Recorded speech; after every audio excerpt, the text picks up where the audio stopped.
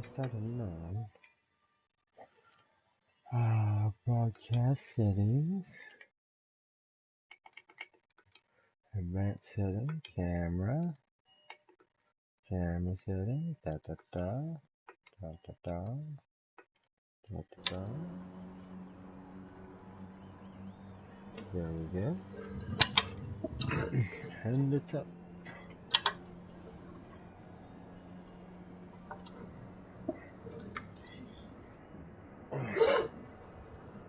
Oh. What other people are doing? Yeah, Nugget.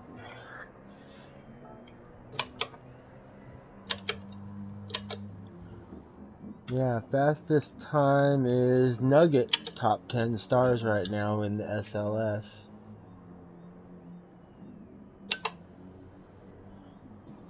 Next closest one to him is the GTR, then the R8. 911. Not bad. I was wondering about that 911. What are you doing, Scooter? Scooter. What are you doing? You okay? Come on. Come on.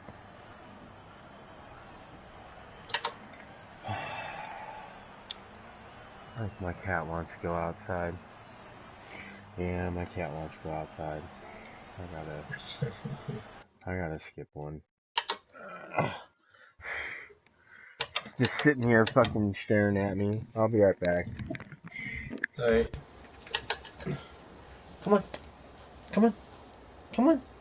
Come on. No, no, no. Come on. Come on.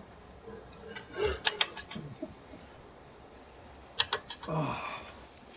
She wants to sit in my chair. That's what's up. So I'm gonna make you out.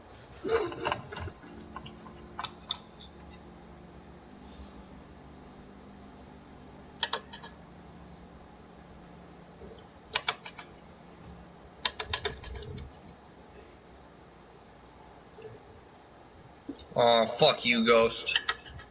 Suck balls. One fucking turn I mess up and it goes right by me. I hate that.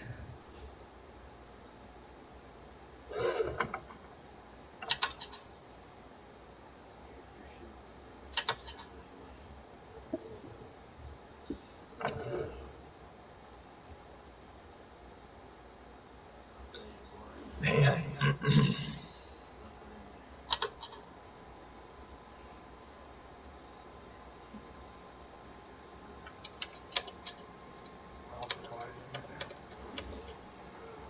I'm not. Oh, he wouldn't go let his cat out, and I was staring into the screen.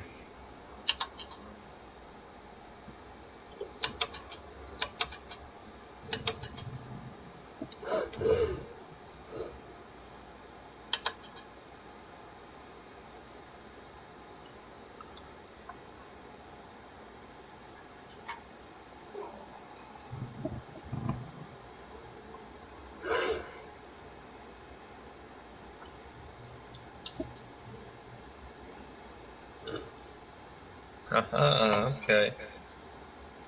I'm gonna get deep in that corner.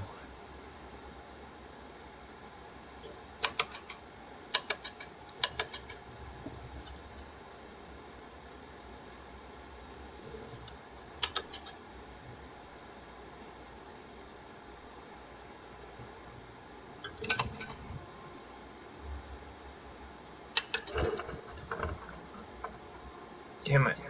Messed up.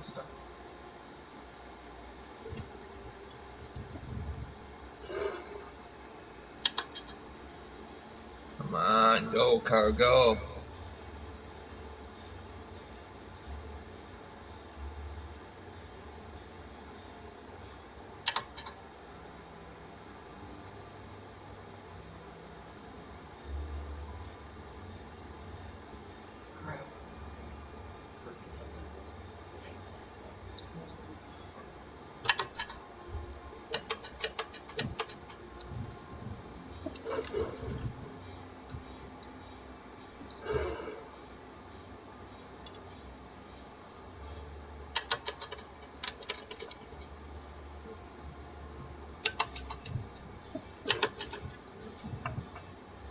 Ah, touch grass, son of a bitch.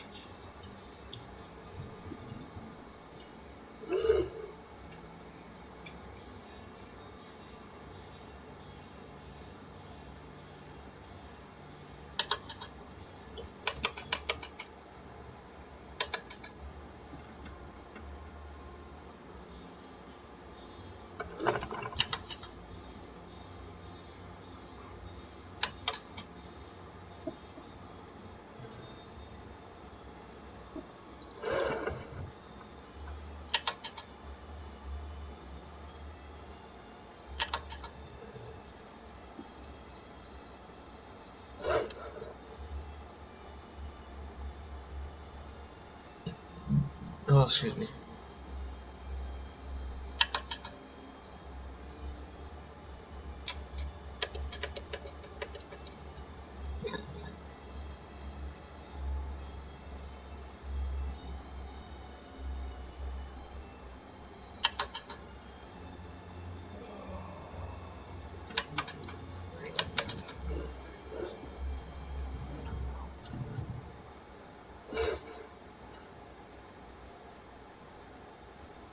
Oh, what the fuck ever. I did not go out of bounds.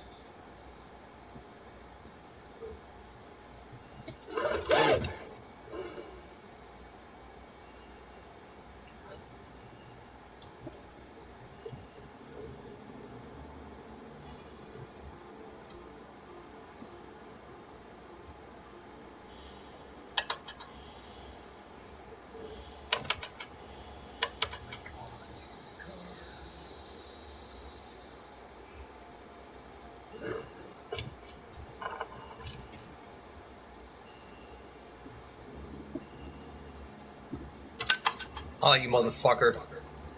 Way too tight. I gotta swing it wide with this fucking mini. Big arch.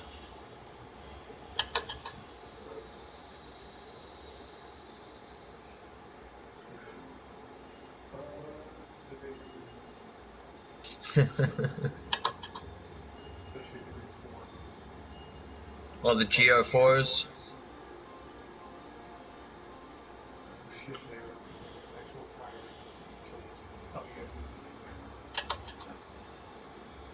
I don't like GR4 trannies. They're just weird.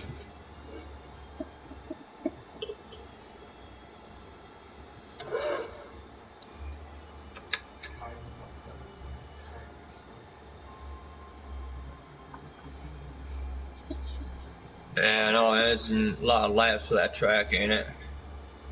Not a big track, but just the proximity of the damn wall all the time.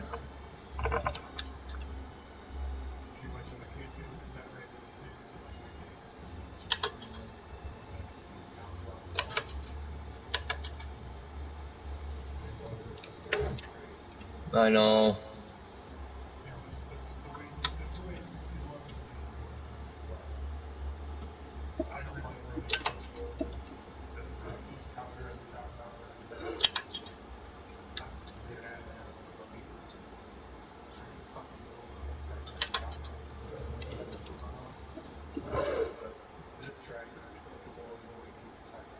Yeah.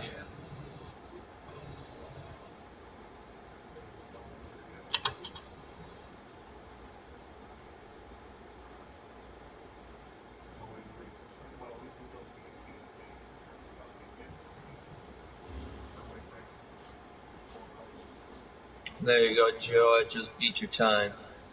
Unless you got a 128.2 now.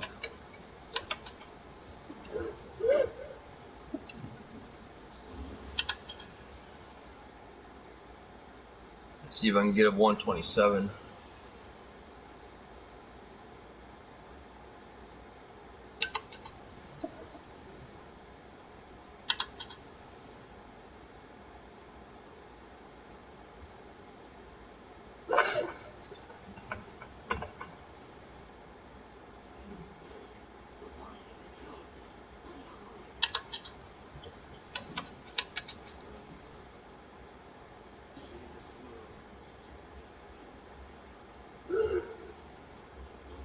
Yeah, I gotta get right up in there, huh?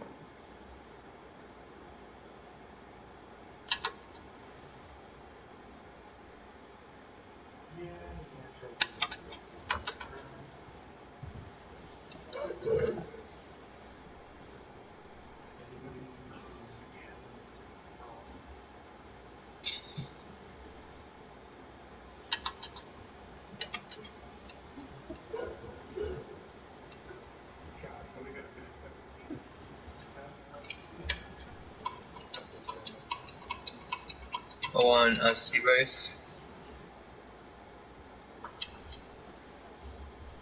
The BB rated drive with you. Yeah, that time's not gonna last very long. No, the first time, so we never do.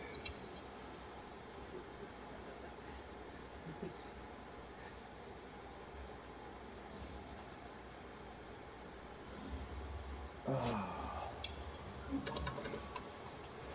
Nothing worse than when pussy jumps up in your chair and won't move.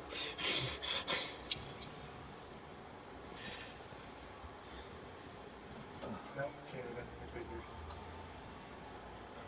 Oh, Canada. Oh, man.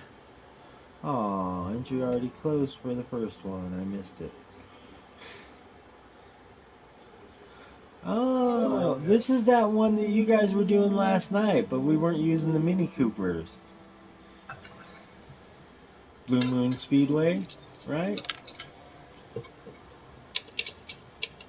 think it was, but it's the proper direction this time. Oh, okay. Oh, you guys were doing it in reverse? We were just running a practice. We didn't know. I didn't even know that it was going to be the daily for today. I'll be right back.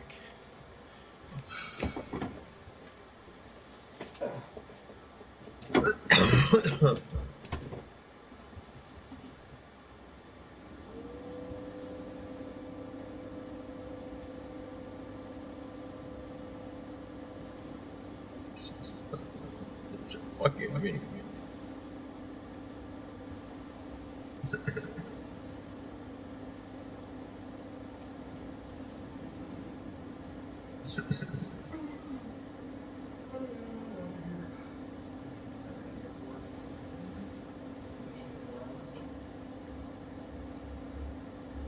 Hey man, good racing. Take it easy, man.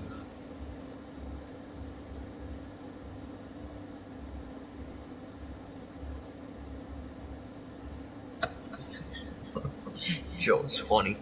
It's like, man, this car rips. I was like, dude, it's a fucking Mini Cooper. It doesn't rip. My fucking Volkswagen Beetle does 140, 150 miles an hour. This ain't shit. And that's only got a 4-cylinder with the turbo on it. 1.8 liter. I think it's got the Audi motor in it.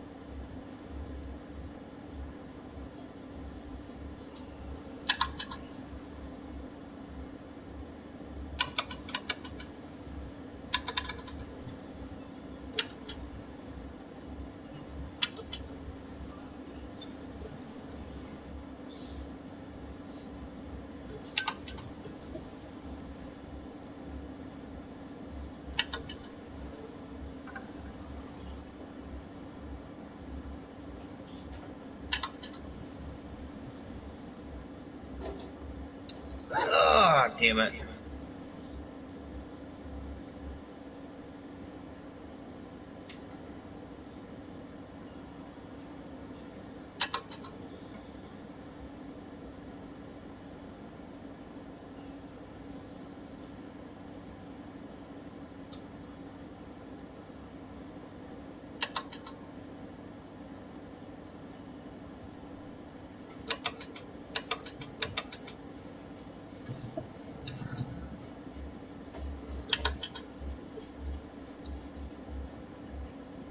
Man, that first turn is crazy as hell in this Mini.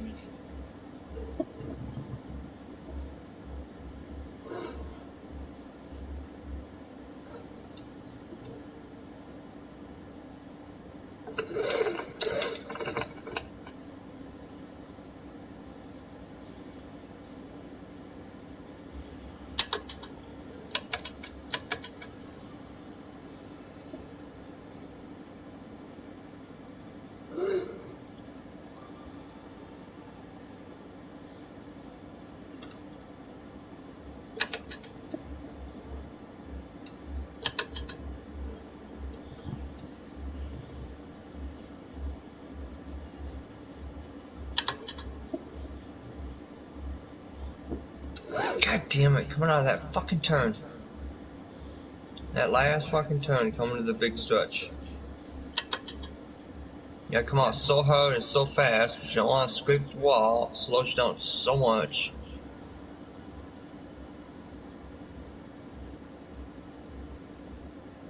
Being able to maintain speed and control with the braking and gas in the first turn.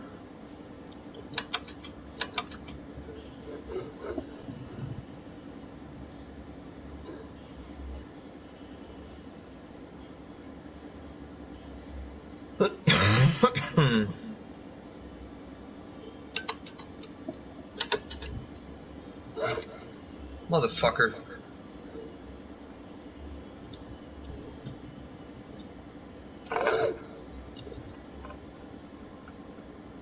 Come on, go turtle, go. Come on, get you, ghost.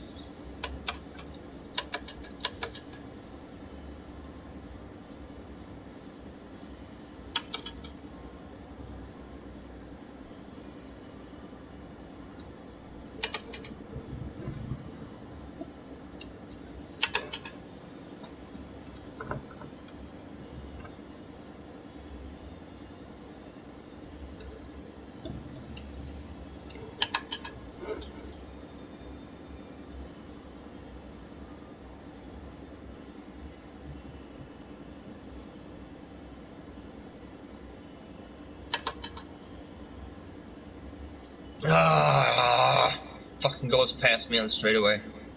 It's bullshit. Fuck you, ghost.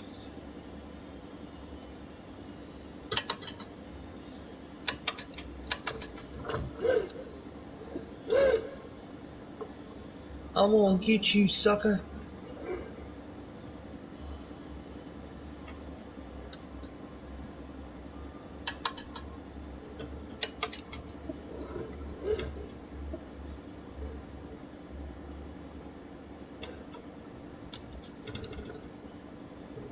And I need a 5-point harness to hold me in my seat. Strap me back.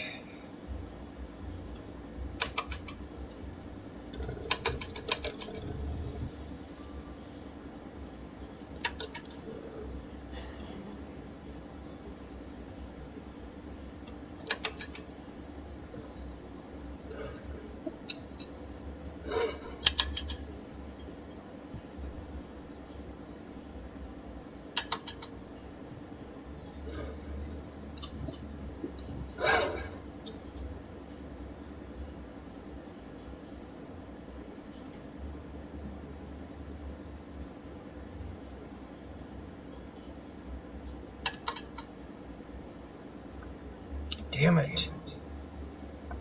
Fucking my ghost is right there. Talking about fucking consistent laps though.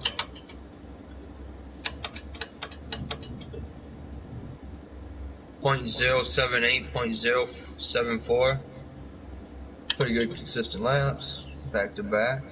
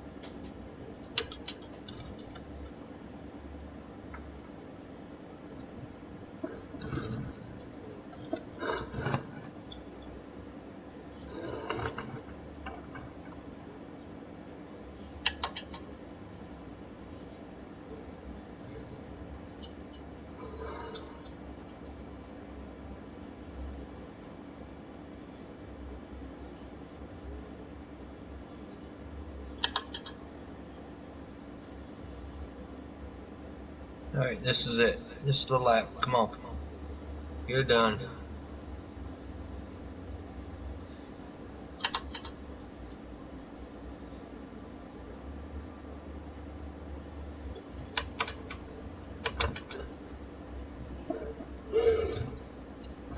Damn it. Lost control.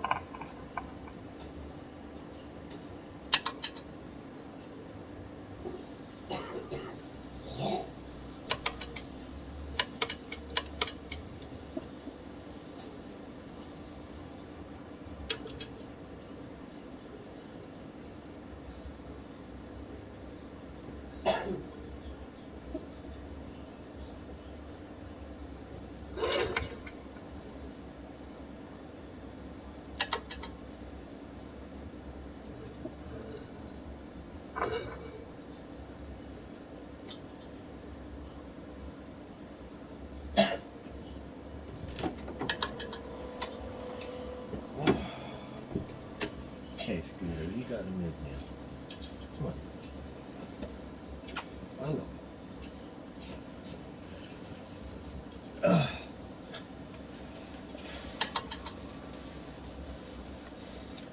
Alright.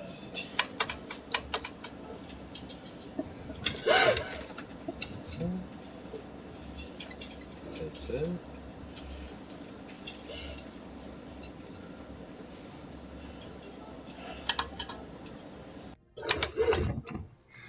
It's funny, all the cars that I actually drive, I have Hello Kitties on.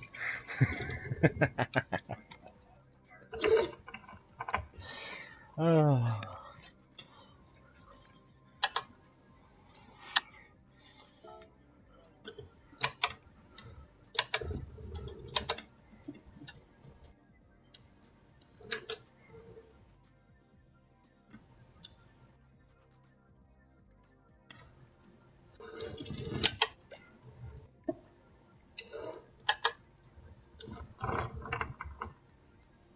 Come on, bitch, go.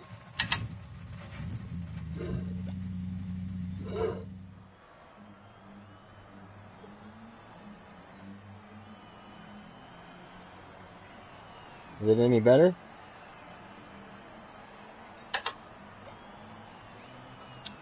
Oh yeah, I'm crushing my ghost right now. I might have 128.5 maybe? 128.666. Fucking A. Might just keep that time. That's the shit right there.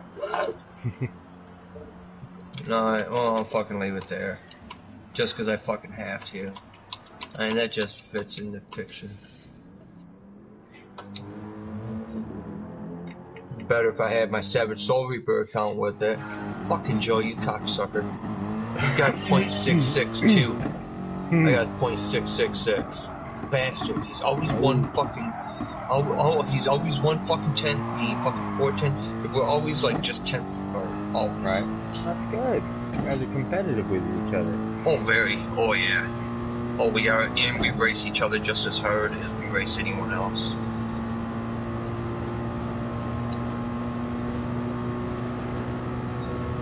Oh.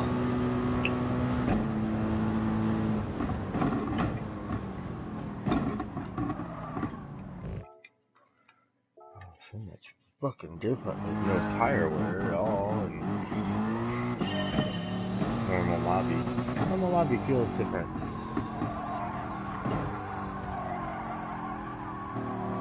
Time of day is a little different. It's like the evening time with clouds, like 5:10 p.m. Yeah. Yeah. I'll have to change that on my room setting.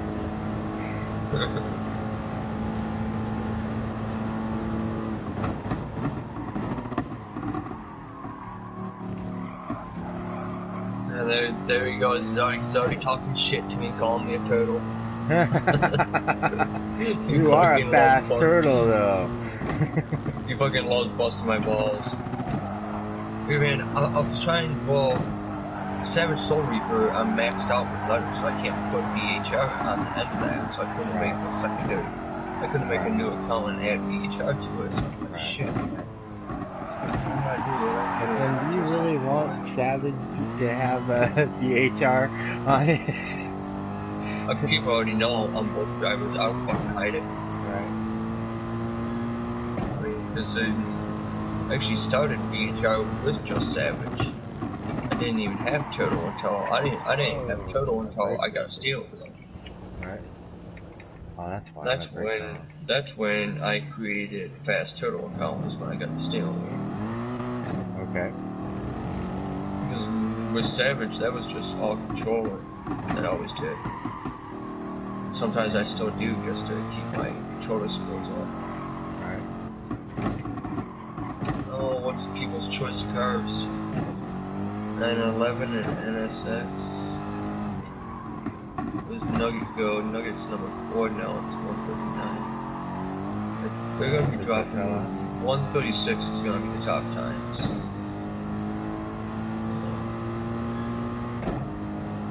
Well, that track ain't about being fast, it's about surviving turn 1. Right. I'm not even gonna set a time the first race because I want to see how people are in it, you know? I'm entering the race right now. I shall let you know. The matching begins in 50 seconds. Nope. I'm just doing laps and running into the pit. You know? Yep. Every other lap I run into the pit.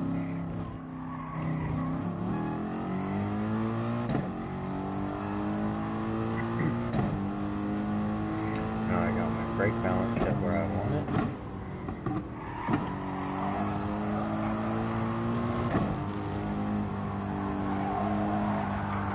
I'm excited to see how fascinating this race is going to be.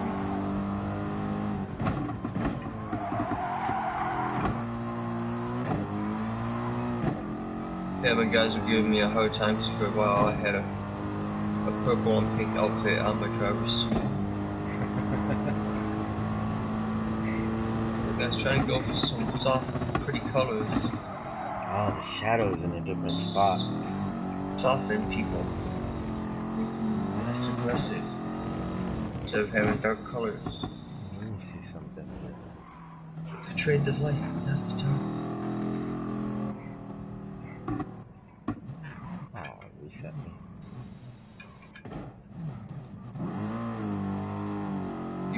You running laps on C race or for B race? Yeah.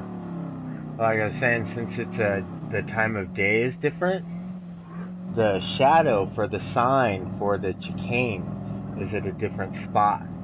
So I want to kind of make reference to where it's at. I do know what you're saying, totally. Right now it is almost covering like a quarter of the track. It's barely on. So you need to stop like 30 or 40 feet sooner than the shadow. I know Is where it's at. Totally. Because the shadow before was the same way. Yeah, before the shadow was below it and a little bit towards us. Now it is behind and to the right. Like I know a lot of guys, they turn on the cones, memorize where they are, right? And then they turn them off. I never turn those damn things on. Fuck them cones. Fuck them cones. Fuck the little blue dot. Those things just fuck up my line. You know what? I like the blue dot though. And their actual suggested driving line is fucking ridiculous. Oh yeah, you will have the slowest time in the world. You know what that is though too? That is the most efficient tire management line. Is what that is. So in order, it's all about tire management when it goes to those lines. Right. That's why I use the markers, because the markers show me the apexes That's Okay. all the markers are, is the apex of the exit in the entrance, in the center. That's all Right. those are. So then now you adjust your line according to the markers. So it's kind of like you playing connect the dots, but you're using your race line. Right. Got you. The only time I use the yellow line is if it's a track I don't know well, and I can see the line in the distance to know which way it's going. Man, I tell you what, that dirt game with no map is so hard. Being that most of the tracks I've never driven, Right. so I'm racing them. I'm racing them for the very first time. Right. It's, oh my gosh, it's so. Can you describe the tension level that you have driving that? I wish I could turn the guy talking off though. I'm trying to find it. It's so annoying. I don't need a navigator. But it's funny, I drive that, and the way that I'm driving that, I used to go four-wheeling with my truck back in the 90s like that. Right. And there's a lot of people that won't ride with me now because of that. Kind of funny. And then I'm driving that, I'm like, man, well, guess what? I was driving like this, I can see why people want to ride with me anymore. Right. I don't know, I never broke my truck, so I've been delivering shit out of it, but I'm a mechanic and I fix my own stuff, so I know it was made right. Right. Gotcha. Oh my god, kinda looks like a freaking alien face. But teeth and eyes, and the eyes are right by the headlights, so it looks like it's got two set of eyes. Wow, and the guy behind me still slammed into me. But it bumped me up like to ninth place. Yeah, I love that one. Right? And I didn't get a penalty. Most of these guys can't even stay on the fucking track. What are you running? I'm running the SLS. In B-Race? Yeah. No, yeah. B-Race.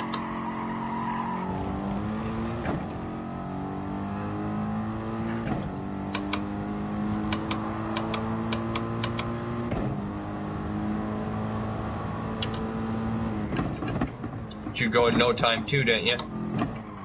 Yeah. Oh shit. Come on, dude. I'm in 6th place though right now.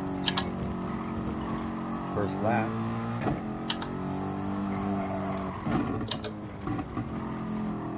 I must have got the geniuses in my race then.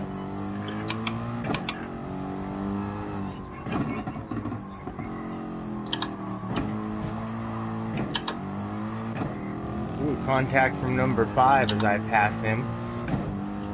Not my fault you had a fucked up line, bro. Come on, SM, get behind me. Get behind me, get my draft, get my draft.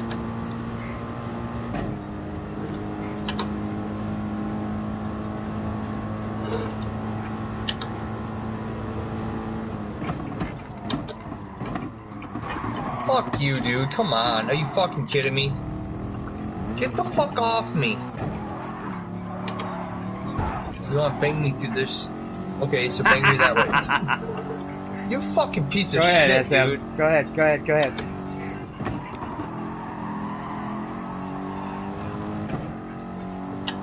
I let my buddy take his position back because he got fucked up at the start of the race. He went from 1st, he's in 5th. Fucking douchebag.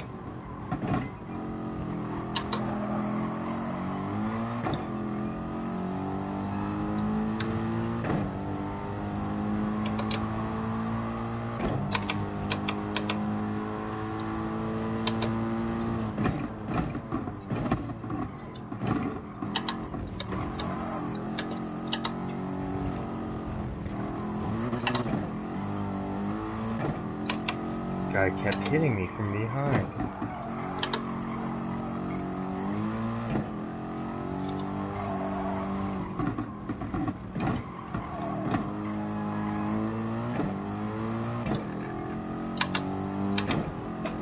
Some of the guys that forget that you're not Ghost. Right?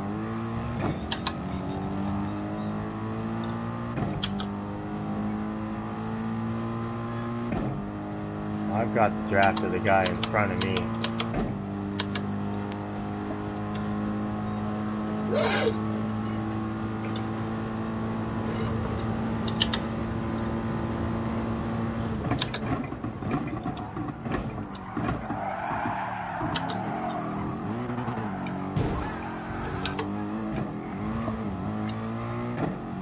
Why does everyone keep trying to hit me?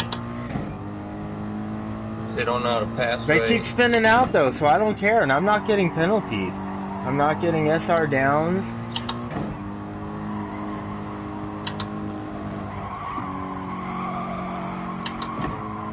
This dude's driving the Beamer. He's pretty quick with that. It's BMW. Too bad he's not fast on the straightaways. I'm gonna keep fucking pushing him though, since he wants to slam me in the turns. Race almost over. Just one more lap. You know?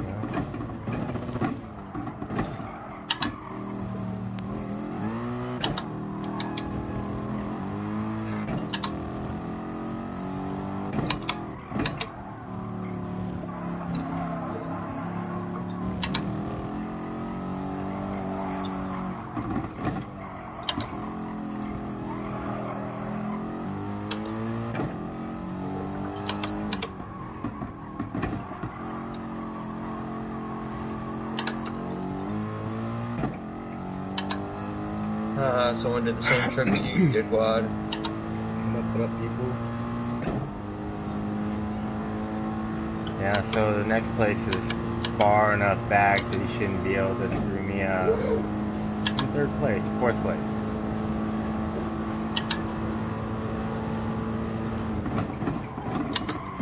What the fuck you doing, dude?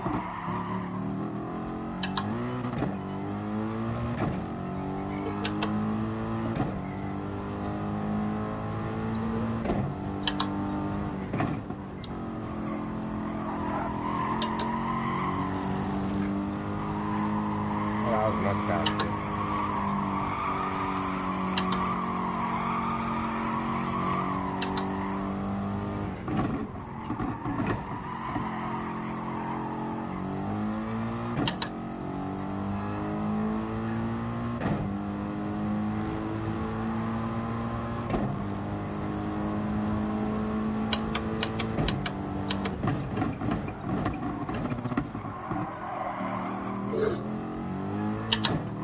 Yeah, it's pretty easy to brake and kick out the ass end of this SLS. It's kind of nice.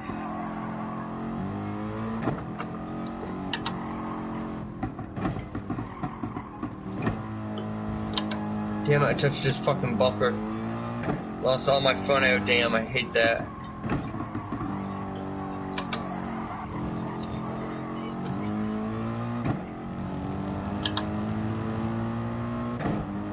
God damn it.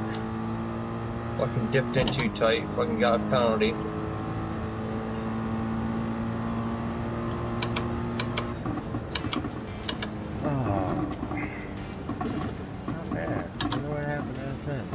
Tried to let him get his position back. Racer guy was hitting me.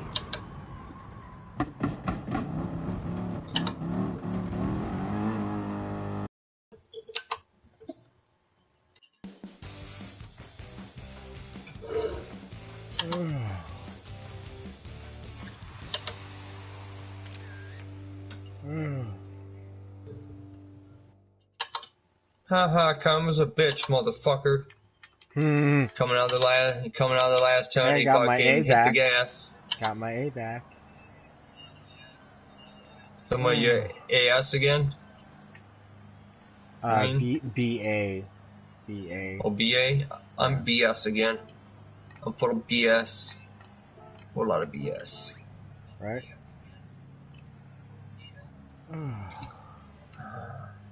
I can get a couple good races, I should be almost back up to 20,000. Good. Yeah.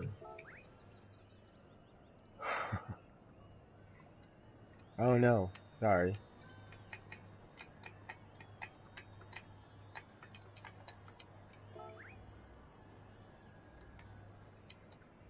Racer guy.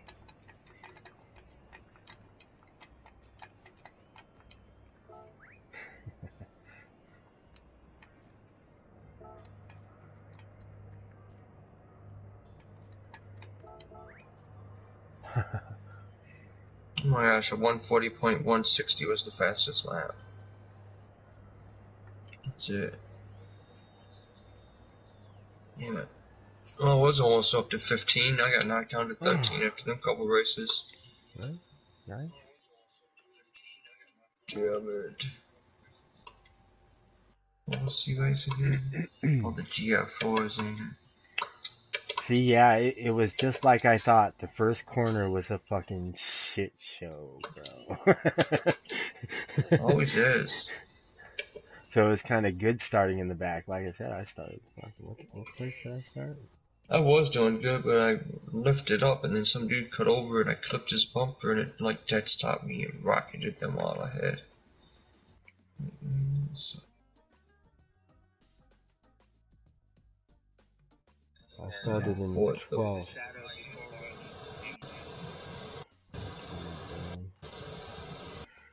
Oh, it's like getting tired. Oh, I'll bring it back.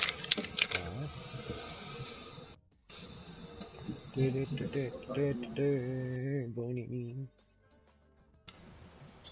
no, they're very stable.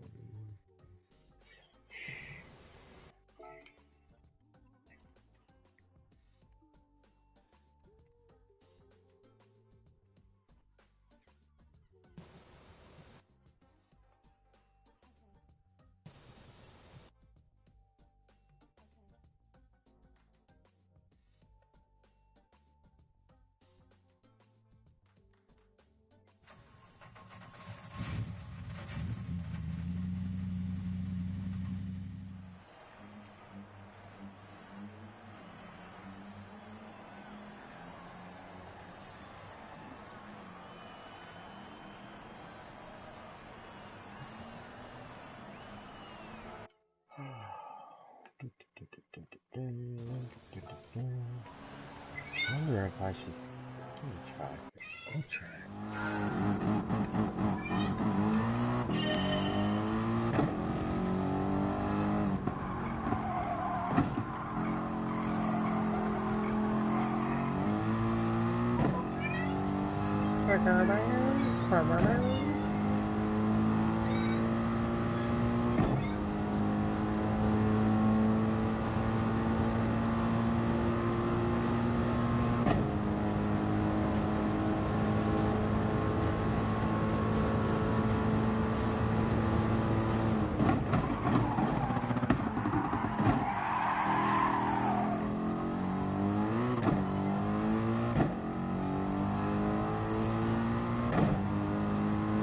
Back corner up.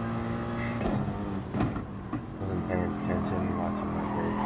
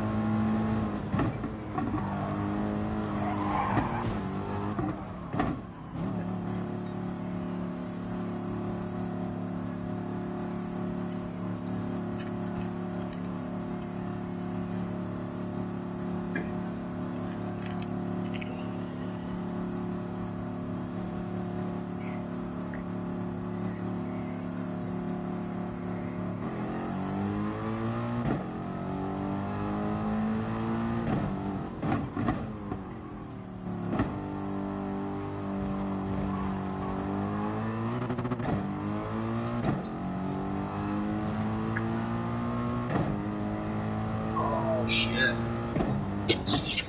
Oh, fucking body TT.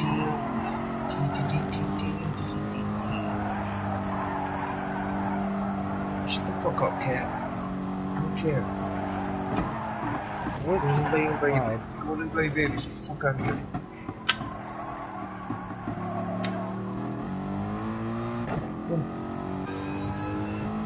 What's up for you?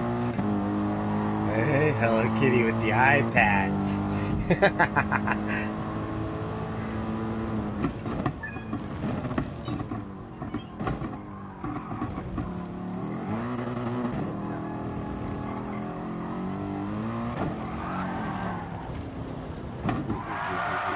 Do another race? Yeah, I'm gonna do another one. Yeah, 4 to the front is too much. 3 seems to be just about right with the Merc on this long straightaway.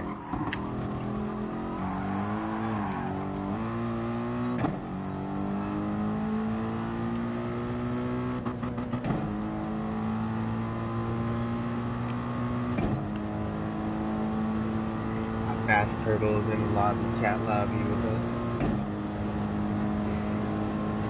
Yeah, I'm on. I got some hot laps to see. Yeah. That's our favorite dude. Yeah, that's a lot better braking spot. I was using the rear with the car I was using. Really? Yep. I have problems. I was using 3 to the rear. I only have a couple cars that I can go to the rear on the brakes. Yeah, my standard is -2. My standard -3 on everything. Right. I don't care what it is. I don't even try 0. I go right to -2. Did you and kids see me drifting my little 88.6? My little Trano? No. My Fujiwara tofu shop Trano? I was drifting it in that room last night. I was doing fucking donuts when you guys went by me. That's a fun little car for that. So fun. Put in like a really horribly slow time.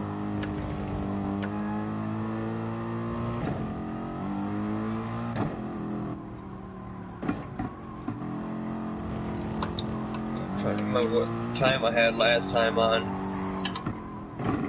this track.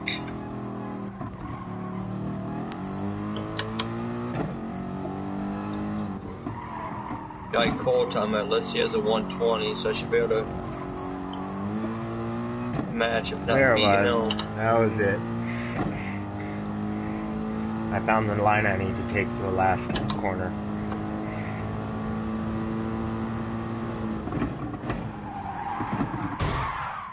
I don't want to set a time. Can we drive in there? Can't drive in there. Yeah, first start of the week, people are not braking at all for the first turn. My name's Jeffu. Poor guy. I feel sorry that people are calling me Jeffu. Hey, one of the guys from my FIA is in here. Nighthawk 750. He was slow. People say the name Jeffy, I think of the Johnny Knoxville. Right? The Special Olympics. Right. My name's Jeffy. I'm Jeffy. Well, I am Jeffrey.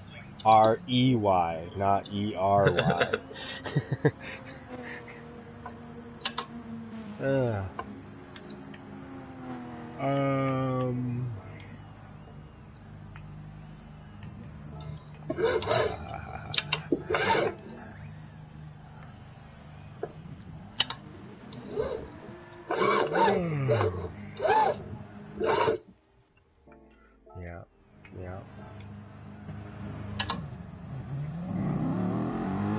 Jump out here, see what's gonna be dirty.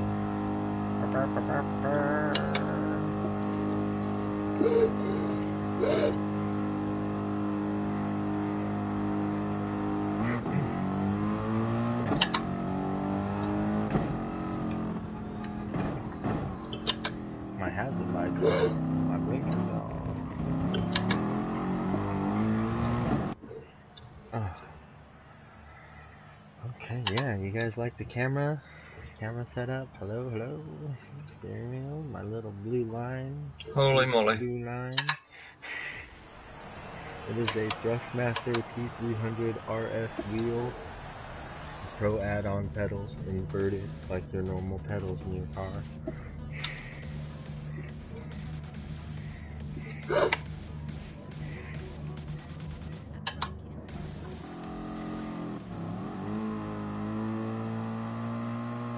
just gotta remember, as soon as this starts, I've gotta shift into second. Short first gear on this is real short. The GTO is like that Monza. Monza said you had to hit that next gear, man. You lost. Fucking immediately. You lose quite a bit of time if you took too long to hit second at the beginning of that race. Right.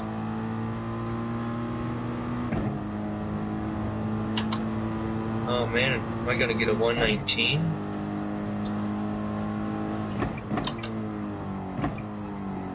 I might. Holy shit, no contact in the first corner. Mark the fucking GTS calendar. I've got somebody trying to dive bomb me and push me out though. How'd that work out for you, buddy? Ah, made you lose a position.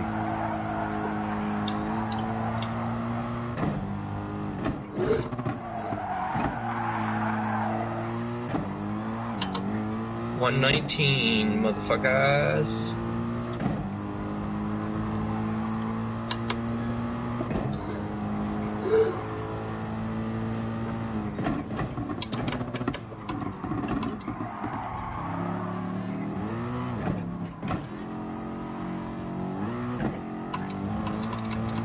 In 7th place now.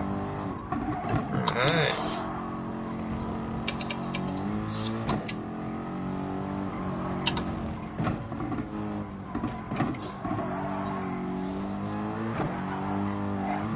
Ah! 16's already.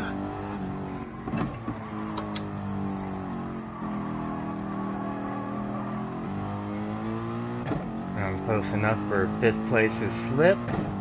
Oh yeah, oh yeah. I gotta watch out for this guy behind me though.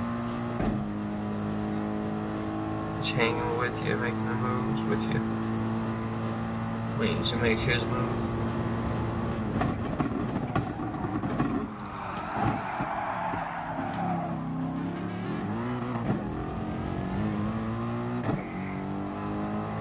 Well, I avoided him. Thank God. I've got a Honduran in front of me. I think he's a Honduran. Going slow as shit in a fucking Porsche. Or Aston Martin. And fucking slamming on his brakes in the middle of the turn. He got scared. And he tried to hit me and he fucking missed. Jackass.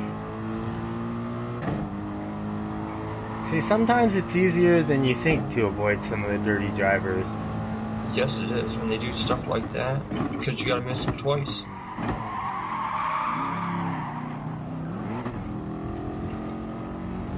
And it's amazing how easy it is to make somebody fuck up by following your line.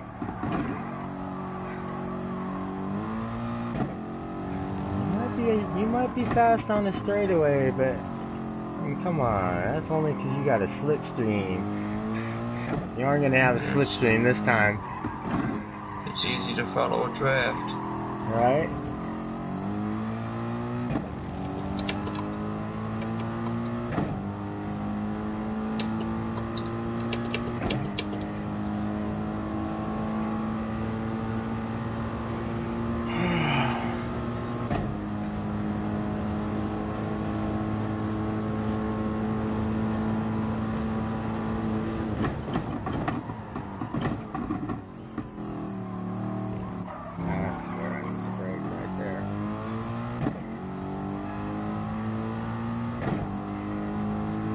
And then watch the time grow between me and the other people. I'm ready to change my tires. Watch this. Put some motherfucking mediums on this bitch. I just dropped a 119 with harbs. I just remembered. Nice. I'm gonna put mediums on this motherfucker.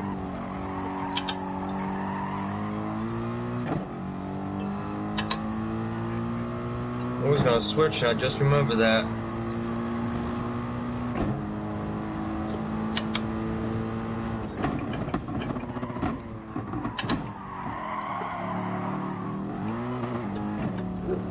Oh, snappy dappity doo.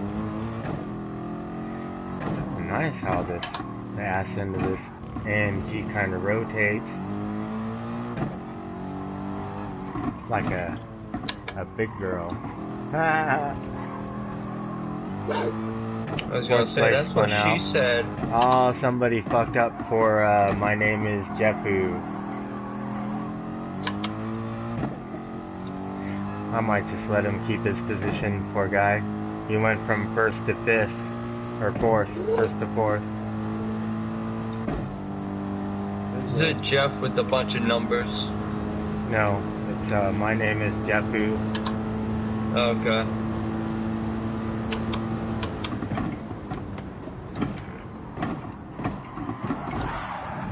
Really? You fucking cut into me?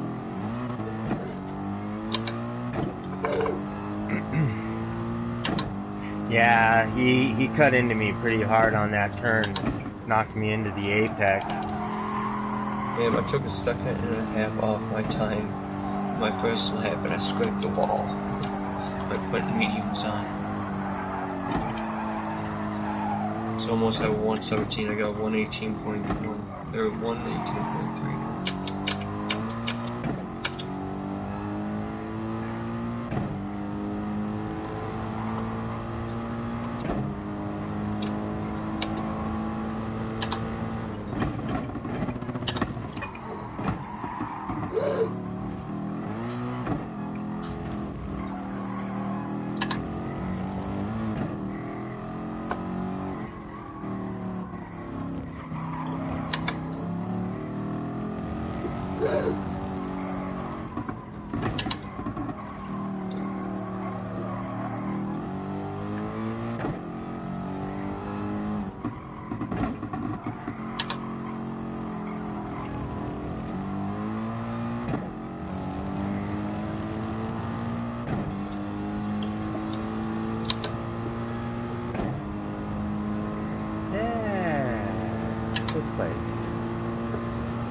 You know, I've hit the wall a couple times. I ain't got a 5-second penalty yet on C-Race.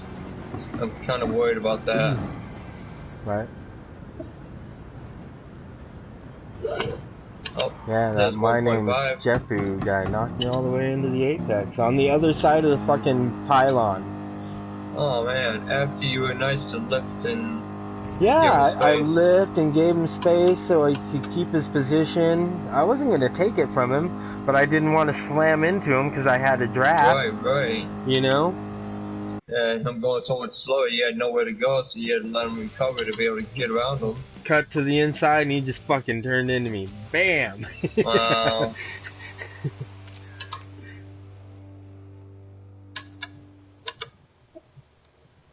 Because I could see my line through, you know, I went up 7 positions. And I had an 11 on my door. God damn it. Fucking front wheel drive, man. If you turn in too hard, man, it hooks so tight.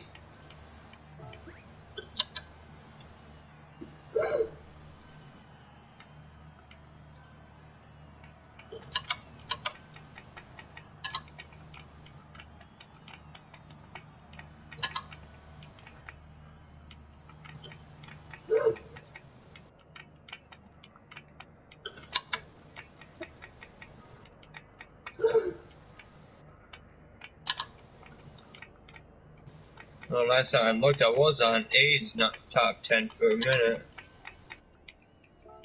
Before I came over here.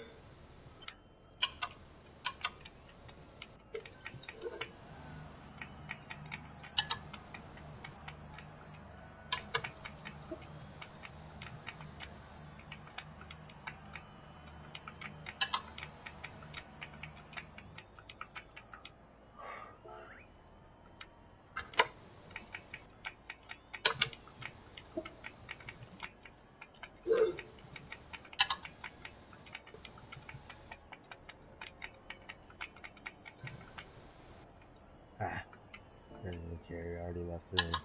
Eh, oh well. Some people just, they are what they are. And if they're trash, you can't change it. Ooh, I wonder what I got for my daily workout car. That's it. Another Mini Cooper. Luca Harmson, good to meet you. Welcome to my channel. Ooh, Mach 40? Yep, Mach 40. Got one of those already. What time's the next race? 1:10? Got 7 minutes. Okay, I will run through for you guys real quick, okay? Campaign, driving school, all gold. Everything is gold. You should not even drive in one of these races until you've got all golds on your driver's licenses. Everything on, all gold, everything done. Mission challenges, not so much, because a lot of those are weird things that you won't even deal with as far as races in the game, but I've got most of them. I'm only missing a few. And circuit experience, I am missing, I think, 20, and it's because of the Nürburgring, because I don't drive it. And Brands Hatch, the final lap, because it's in the Audi R8, and I don't like the Audi R8. Basically everything else is gold, though, except for Fisherman's Ranch, which is a dirt rally race. So, I don't do the dirt races as much. And, Circuit de St. Croix, I need 2. Circuit de la Sarthe, I need 2. And otherwise, everything else is gold. Everything else is gold. Cars. I have a lot of cars. My garage consists of 542 cars. A lot of cars. Let's see, for, what else? My menu? There's my ratings. This is my main account, so this is the closest to actual miles, other than what I put on my other accounts. If you accumulated all of them, it's, I don't know, probably around 75,000 miles, somewhere around there. And,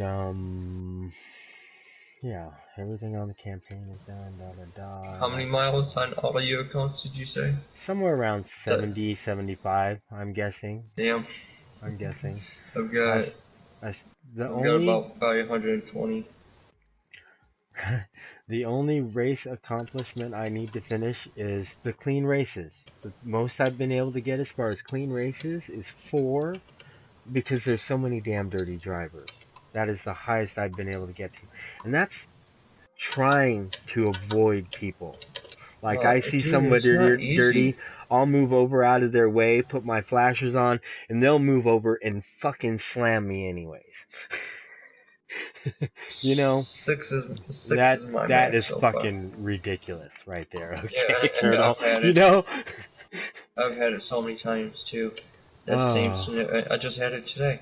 Right. Some guy, and he would slow down, and I thought, oh cool, he's gonna make room. Nope, right. He was just aiming. He slowed down easy, then got on it, then hit his brakes again. So he still made the turn. Oh my god. Like, oh, you dude. The night that I was racing Fuji with Wraith. Yeah. It was in the Group 2 cars, the longer Daily C. Yep. Oh my god, there was just crazy shit going on that. But I had one guy that dive bombed me from 4 positions back into the first turn. Like, he literally did not hit his brakes, somehow dodged the other people in front of me and just slammed into me. Or the other people behind me. That's the guy that won. No, that guy didn't win. No? No. Maybe No, he had it all the way he to ended the up end. did not finish because the next lap around when I caught up to him, so it didn't take me long to catch up to him. I fucking punted him to Never Neverland, you know? Like, go have fun playing with Captain Hook. Out there in the fucking dirt. Oh man. Because that's the thing, most people don't think about where they are dive bombing somebody. Not just that, they're not thinking about, I got to have this guy behind me for how many laps? Right? Can Right? I outrun him? Right. Right. I mean, I do it to people that I know I can outrun. Right. Right. I If I can't outrun Like you, I I'm said, gonna follow you. usually when I punt somebody, it is because they are losing time on their laps in front of me and I am gaining. And Oh, dude, I hate I that have one. gained so much that now I am on your ass. I hate And when they that is hold you when up. they start brake checking me in turns, like middle of the turn. You know, when my ass is fucking rotating out, and that's all that happens. My fucking ass end just goes rotating out and I spin. So, Yeah, well, when you get those, behind someone those, like that, you can't help it. right? Well, what I did was I got behind the guy like that. I found my opening. I went to pass him on the last chicane because he went wide and I was carrying more speed. So I cut to the inside and he turns in, hits me. Bam. Tries to get my ass end rotated. He did a little bit and then he hit me going into the second part of the chicane for the straight or the curve straightaway before the pit. And then he actually knocked me straight and fucked himself up. Oh, damn. Yeah. Oh, nice. And you gave me a little fucking boost out. Thank you. And then he did a dirty dive bomb on the first corner. This is manufacturer's cup earlier. Dirty dive bomb in the first corner, and then hit me on the inside of the first chicane.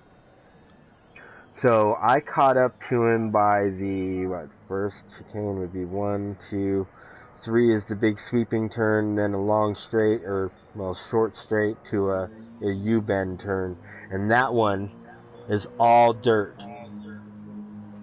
So I just fucking got on his ass. He tried to move over a little bit. I moved over a little bit.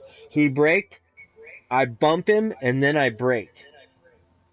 The game doesn't always register that as you just slamming into the rear end. It will actually register it as them braking early because it sees that, okay, yeah, he hit him, but then he braked, so that was his braking point. You know, it's like it actually does detect some things that work in good drivers' favors. So, you know. Yeah, they just keep messing with stuff and fixing the wrong things. Right, right. Hey, Jones in here. I know that guy. Who else do I know in here? Oh, Racer 25, the little dirty dickhead again. I'll just boot him again. Doesn't matter.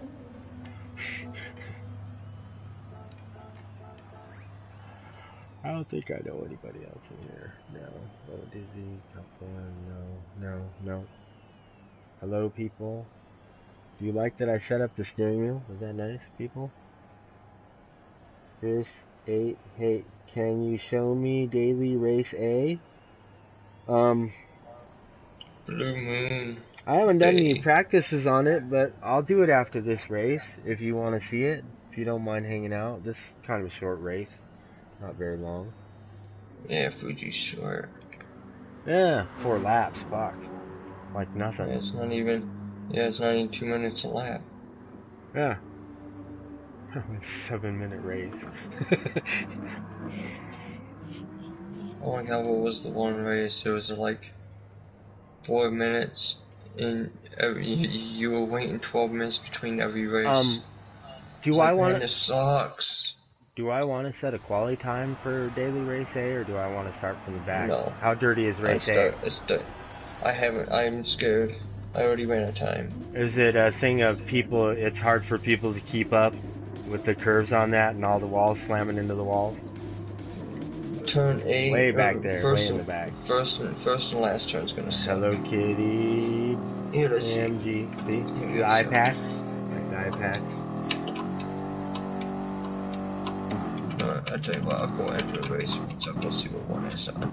This be my final run. Most people don't understand the best part is the launch of this. You need to watch your gears, your RPMs, and shift real quick. Which one? On Fuji. The shifting is very important. Oh, yes. So you keep in the other people's slipstream. See, I'm already getting on this guy's ass. I've gained quarter second on the guy in front or behind me.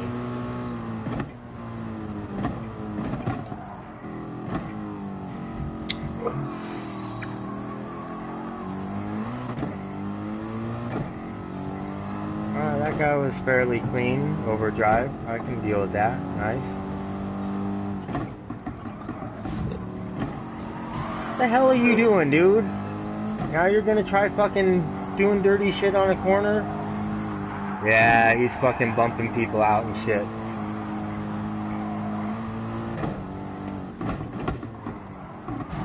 Yeah, you see somebody do that, just move to the side and let him go by you. Always watch for some fuckers. Watch for the dive bombers. I watch for those and I let them get in front of me. I let them take out the guy in front of me with him. And then drive by him. I can't count how many times I've done that. Don't fucking turn into me when I'm on the outside of a corner. Fucking dickhead.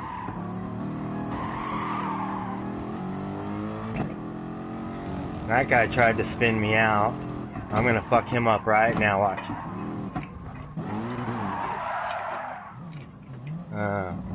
He got me to spin, but I got a penalty on him. I got a 1 second penalty on him. And he's gonna lose a lot of speed right here. Oh man, I hate getting a penalty on that track. Right? That 1 second is a fucking killer. Oh man, that drops you all the way down to 60 miles an hour. Yep. But that's fucking second gear. Yep.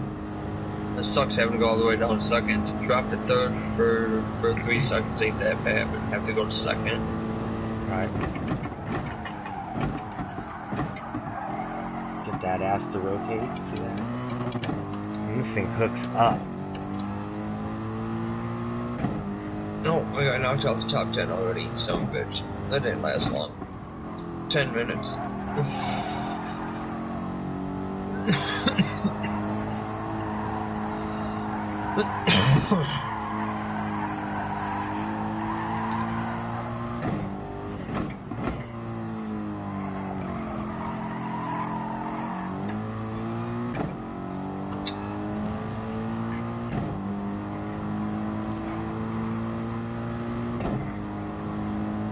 Yeah, see, I'm over 3 seconds ahead of that guy now.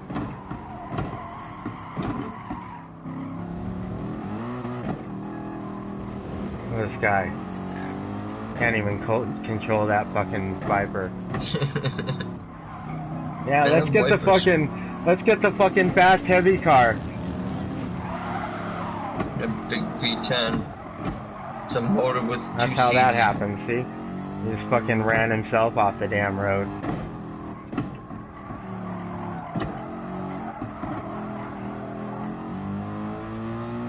Get the best exit out of that corner so you're lined up straight. And that guy was at an angle, look.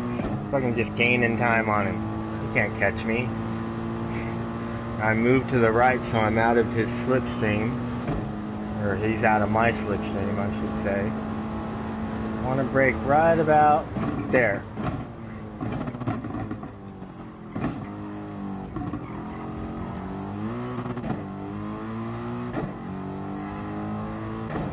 Watch his time fucking just go there.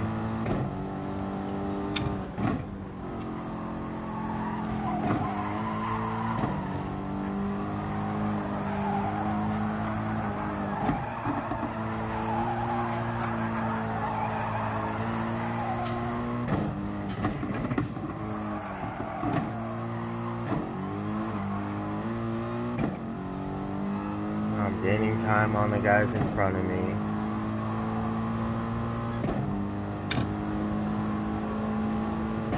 Oh, you just got, yeah, there's one more.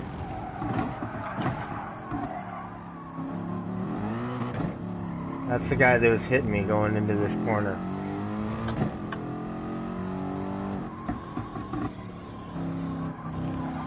Whenever you can, stay in the gear you're in. Yeah, less shifting's better. Right? To hold you in or something?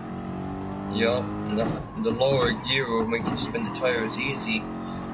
In the higher gear, you get more speed on the exit, but you can still spin the tires very easy. Right. That fucking pisses me off. It's such a happy medium. Right? Like I said, that's a Fast Turtle from Team VHR.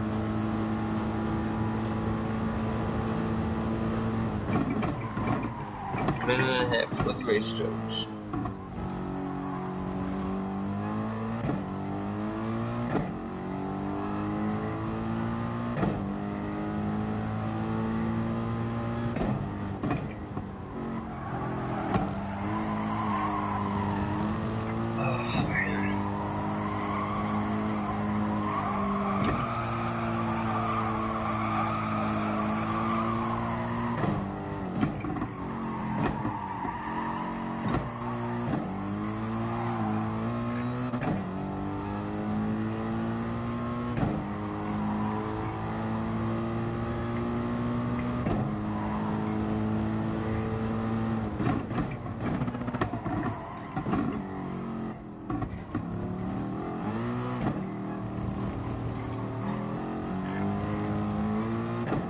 Oh, two guys in front of me are getting dirty.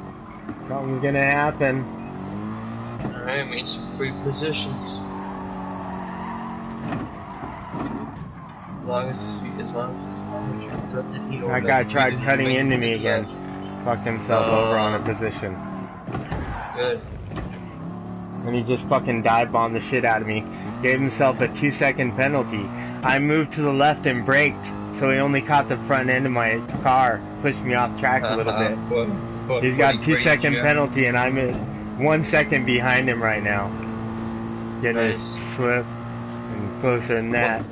Fucking dirty garbage. Well, 1 second. That is dirty garbage.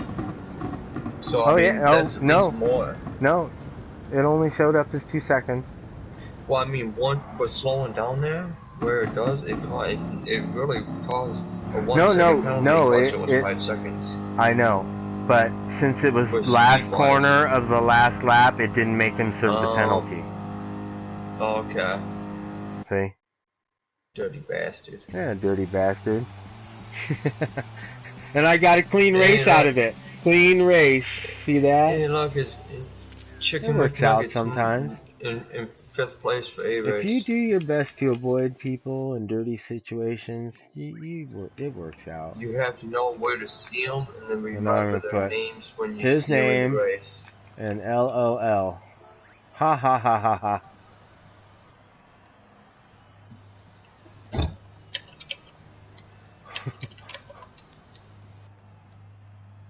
His rating. Oh, and now he sent me a message that says FCKU. So what we do whenever somebody types in a message like that, we click on their name, go down to report, go change this reason to illicit activity, and OK. Now we're going to go to view player information.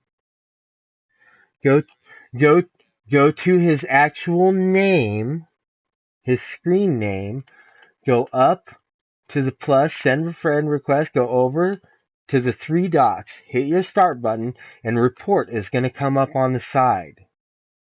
Now what we are going to do is report for in-game behavior or things created or shared within game. Block them? Yeah, block them. And so, There we go. That's done. See? Oh, I'm scared. Don't fucking try shit. You're dirty.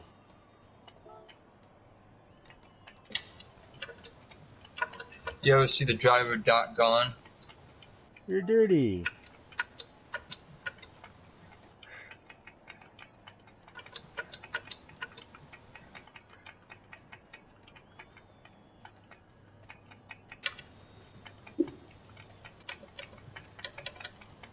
Sorry, I got clean race.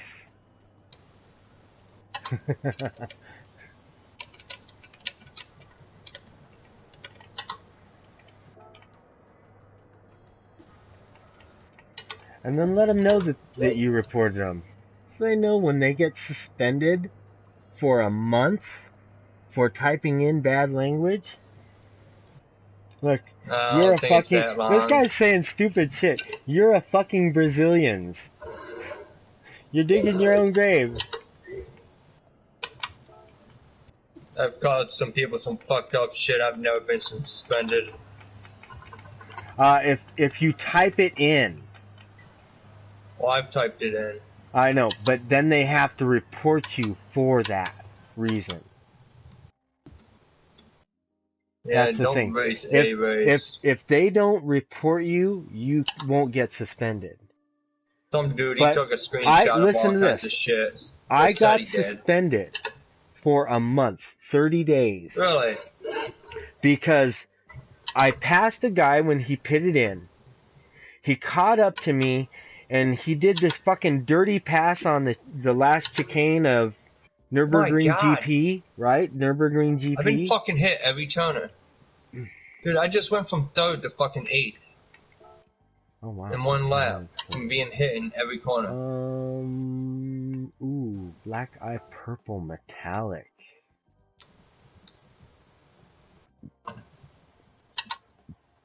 Okay, daily race A.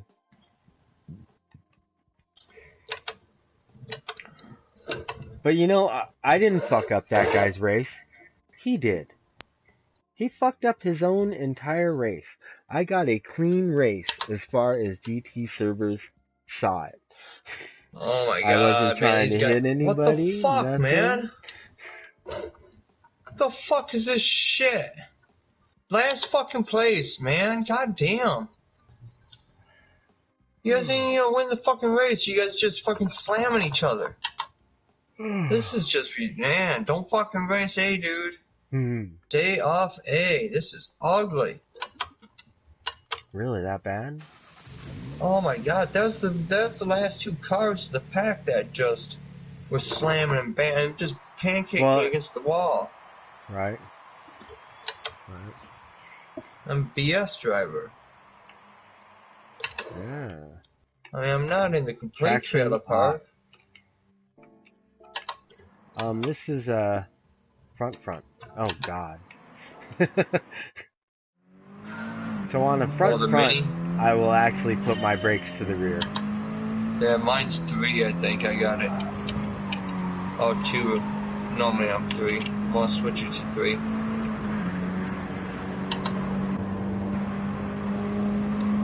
Oh man, all they're doing is slamming and hitting to pass.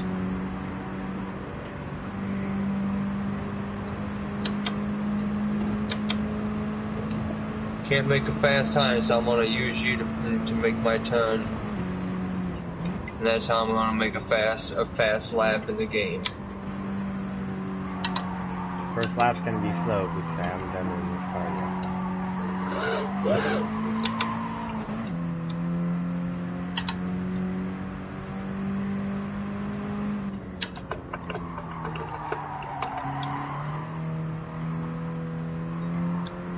Slowed down a little too much there.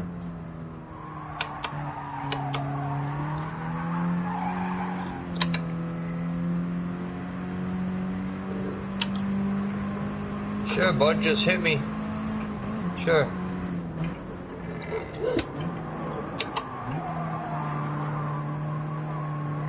Yeah, you can go 2-tracking with me, asshole. I'll try it to the front. Go ahead, fucking hit me all you want, dick.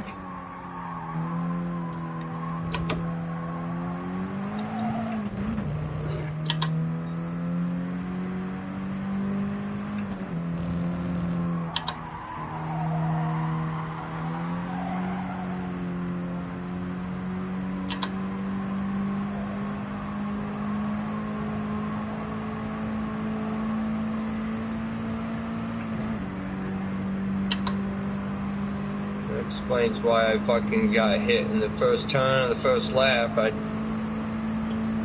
fucking Fabio motherfucker behind me. Fabio 46 River. Fucking dirty ass Argentinian.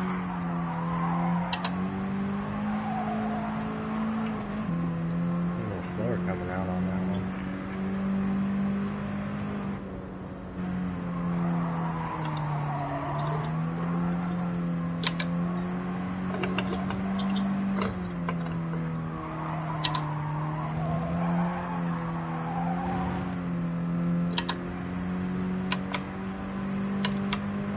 Actually, probably a little better.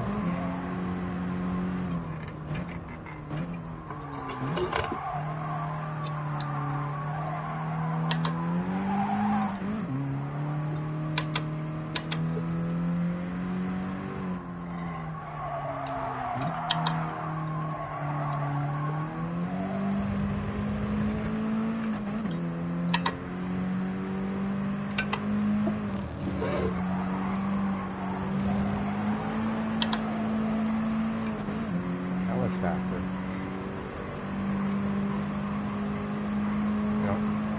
Yep. Fucking last place. I'm third. Oh.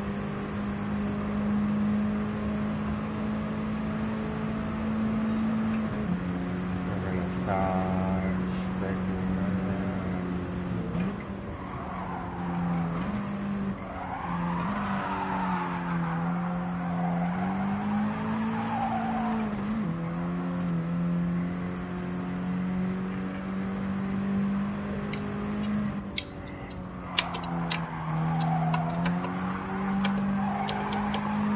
Good luck racing, buddy. I'm off. Ooh, I went too fast around that one.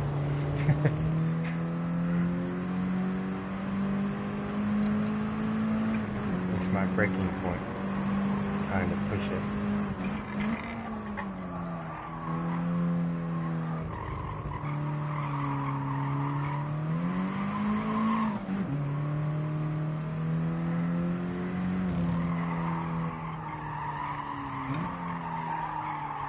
Oh yeah, see, trying to push it is hard.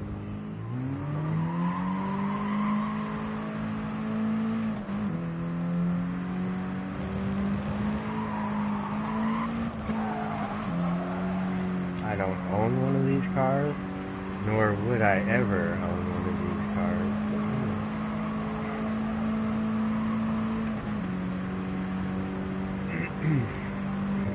Try to see.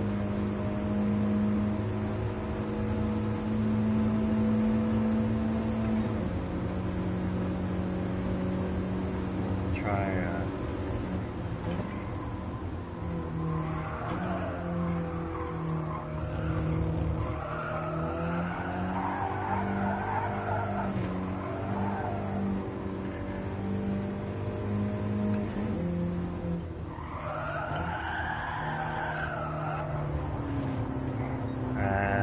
too fast. There goes my ghost.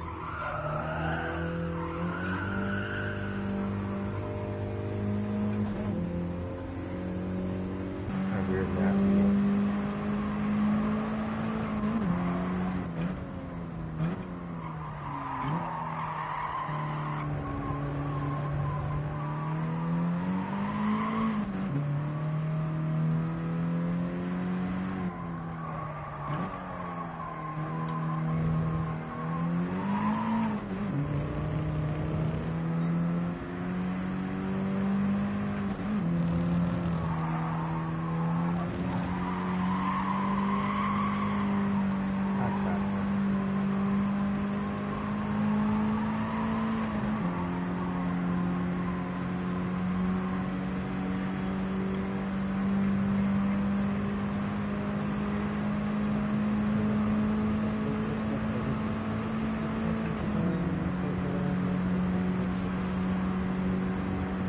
Break in a straight line.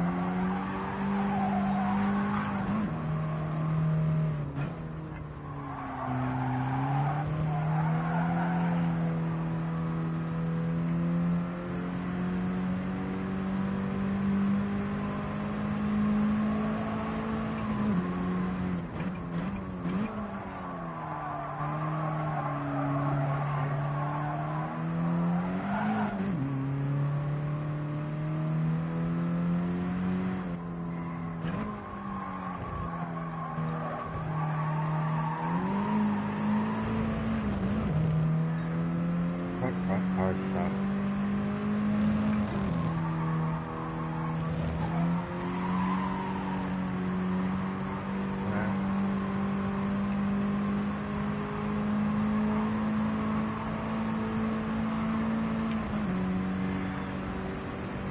As straight of a line as you can.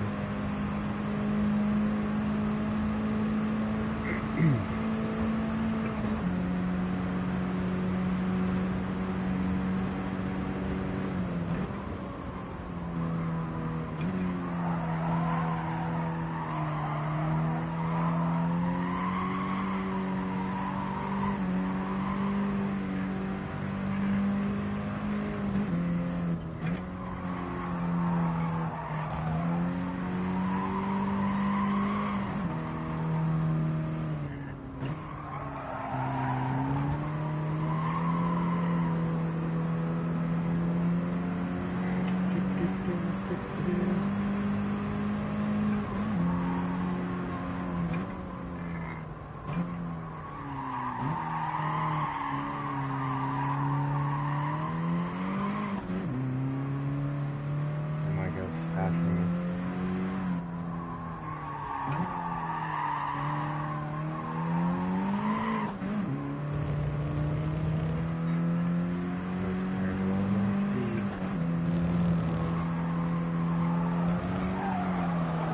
Damn it, that messed me up. Yeah, I don't usually drive these cars though, but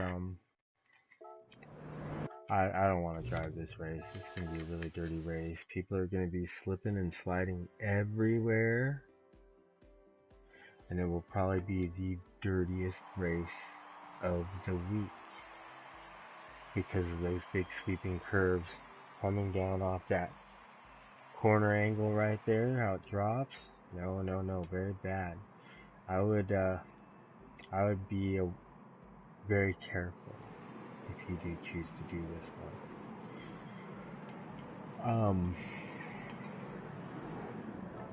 It's actually kind of a long race. 4 laps of this is actually shorter or longer than daily race B. So if you can do daily race B, I would suggest that you do. And you'll probably save yourself from a lot of problems. Let's see how this one is. See what people are using. Of course, the TT. I like the TT on this one.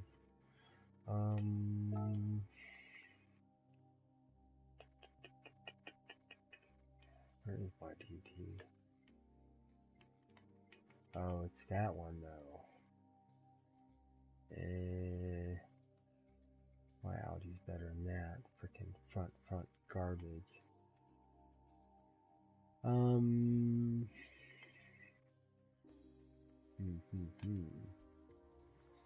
just thinking maybe the Lancer. Just look at the, well, weight, the weight is a lot better on. We ought to try the Scirocco. Try the Scirocco.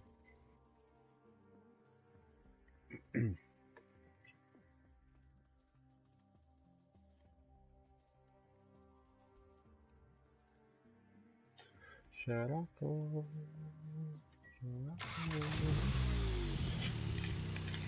Scirocco.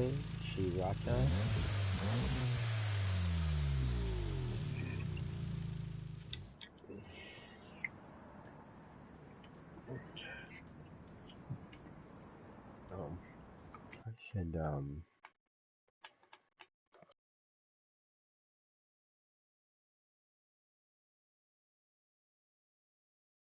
that party. No one's in here now, so I may as well leave Timberhawk, you know what I mean?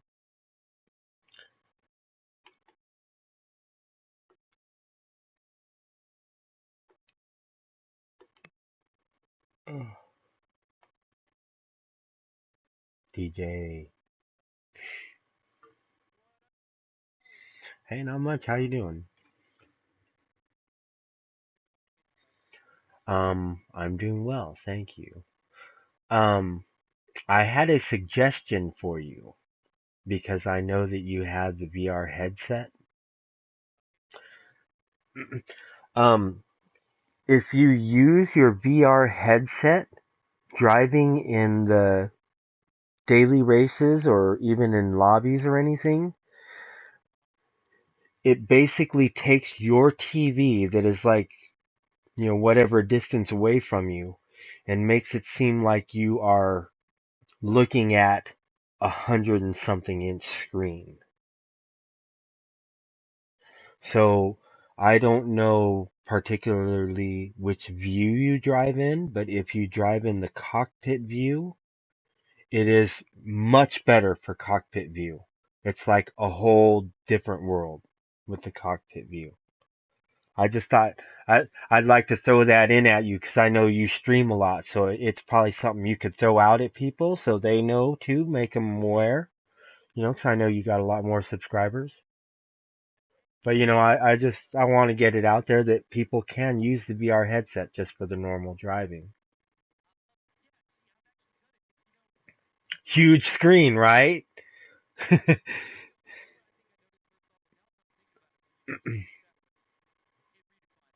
Right, right,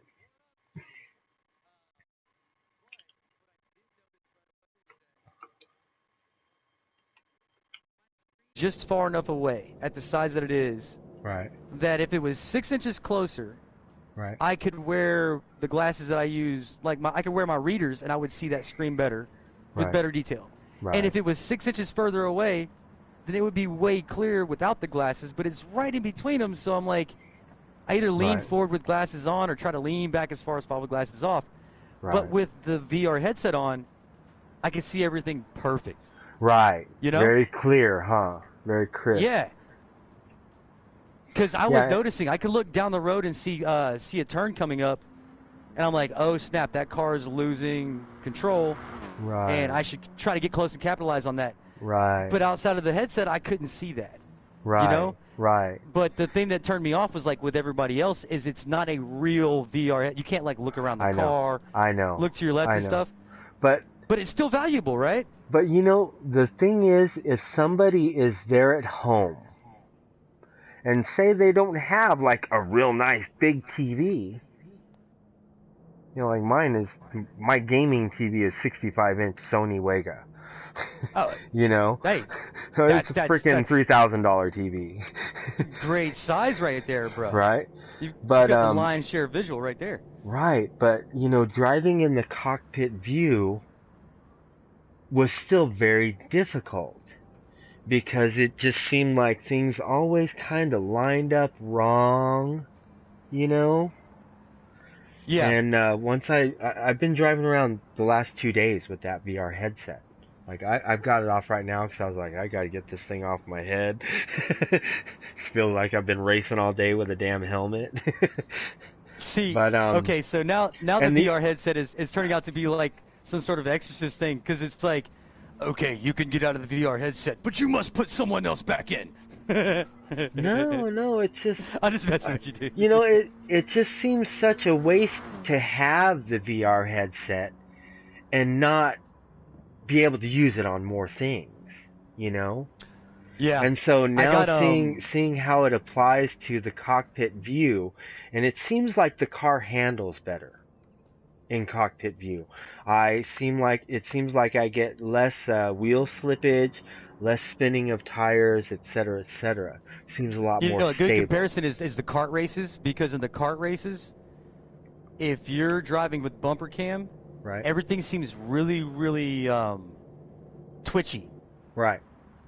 But if you Gotcha. step back and you drive from the cockpit view, it seems to slow down Right. all the decisions you have to make, and it's a little more reliable. And I notice also that with the VR headset, it's just the picture is more crisp. Yeah. And I don't know if it's a matter of better resolution on the headset as opposed to the Sony Wega. Because mine's it's not a 4K TV, and I don't know that the VR headset is 4K. I don't think it is it? No, it shouldn't be. I It's didn't think because it so. was. Yeah, no, it was engineered before Yeah, 4K before was 4. Yeah, that's right. right. Okay. I was just But verifying because I wasn't sure. but the good thing is, or the thing that could add to its reliability or its consistency is that it was engineered to work directly with the PlayStation 4. It was engineered Right. to work hand in hand. Right. Um, so it's got to be translating properly. Right. I got you.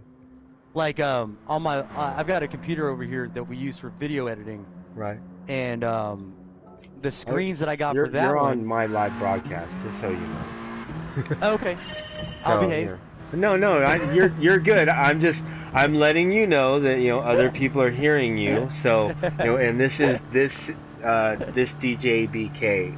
So you guys know he does stream too. He puts up a lot of content. I'm plugging you. I'm plugging you. I love you, brother. Big hugs coming all the way from Texas. Oh, distant hugs. Social distancing. We got to do that. Yeah, social distance. Which I've been practicing social distancing since I got my driver's license. I've just been doing it one stoplight at a time. Right. But basically, the two screens that I use for editing video are this really weird size. You know, like a lot of screens you're going to get are going to be like a 42, a 65, Right. a 50, blah, blah, blah. Right. So the screens that I use to edit video on are like Widescreen? 31. They're like 31.7682 by 26 by 5294. Right. Okay. And I'm like, why is this so awkward? And it's because those dimensions are more dial correct. directly to 1920 by 1080. The screen is actually dimensionally 1920 by 1080. Right, I got you. So when you think about the way that the VR headset works for the PlayStation 4, it's probably set up to dial in exactly what the PlayStation is putting out, you know? And the other nice thing about it, is if there's things going on around you, the little black plastic thing, the rubber thing that goes around your face blocks all that shit out. So there's a lot less distraction while you're playing. Yeah, I actually do. I always see stuff out of the corner of my eye that is not there. Right. I think I'm getting like hyper focus or something, and I'm like, oh, Gotcha. like maybe I should lay down. I don't know. Right. I got you. But now, were you and I like chatting it up and stuff back when I was playing when I was trying to finish Resident Evil VR? No. No, the only problem I have with... Can you use the move controllers with that? Or a gun? Yeah, you can use all the auxiliary controllers. I have the Farpoint gun. I have the move controllers. I don't like the move controllers, though. Yeah. Well, I play everything on VR in my driver's seat. I just scoot it back, Right. So it's a little bit weird because the camera's up so high, but I like it. Yeah. I actually almost kind of like standing up for playing some games. Because like the other night I did a VR broadcast of Battlefront, the X-Wing fighters. You know what I mean? The TIE fighters. Yeah. And when I'm standing up, I have the mobility to turn all the way around. So you could see like the R2 unit behind me, the engines and everything, and all the space all around you. Even, looking up and around. The sense of view on some of the VR games is really amazing. That you can actually turn all the way around. Straight up. Well, right now I'm signed in for Race B. What race are you on right now? Right now I'm just kind of throwing down some lap times. I've been doing Race B. All right, I'm just are you doing. signed in for Race B yet, or? I'm doing from last to first though. So I'm Okay. not putting down times, Except on the races that I'm not going to do because I know they're just going to be a really dirty shit show. What about you, buddy? Hey, Sauce, are you signed up for Race B yet, or? Oh, Race B you still is running hot laps? the next Race B is going to be at 150 or 210. Sorry, 210. I'm looking at the actual clock instead of the time. I know I'm getting kind of. You still running laps?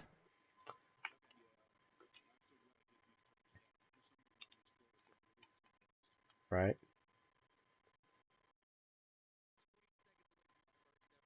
How do you say that?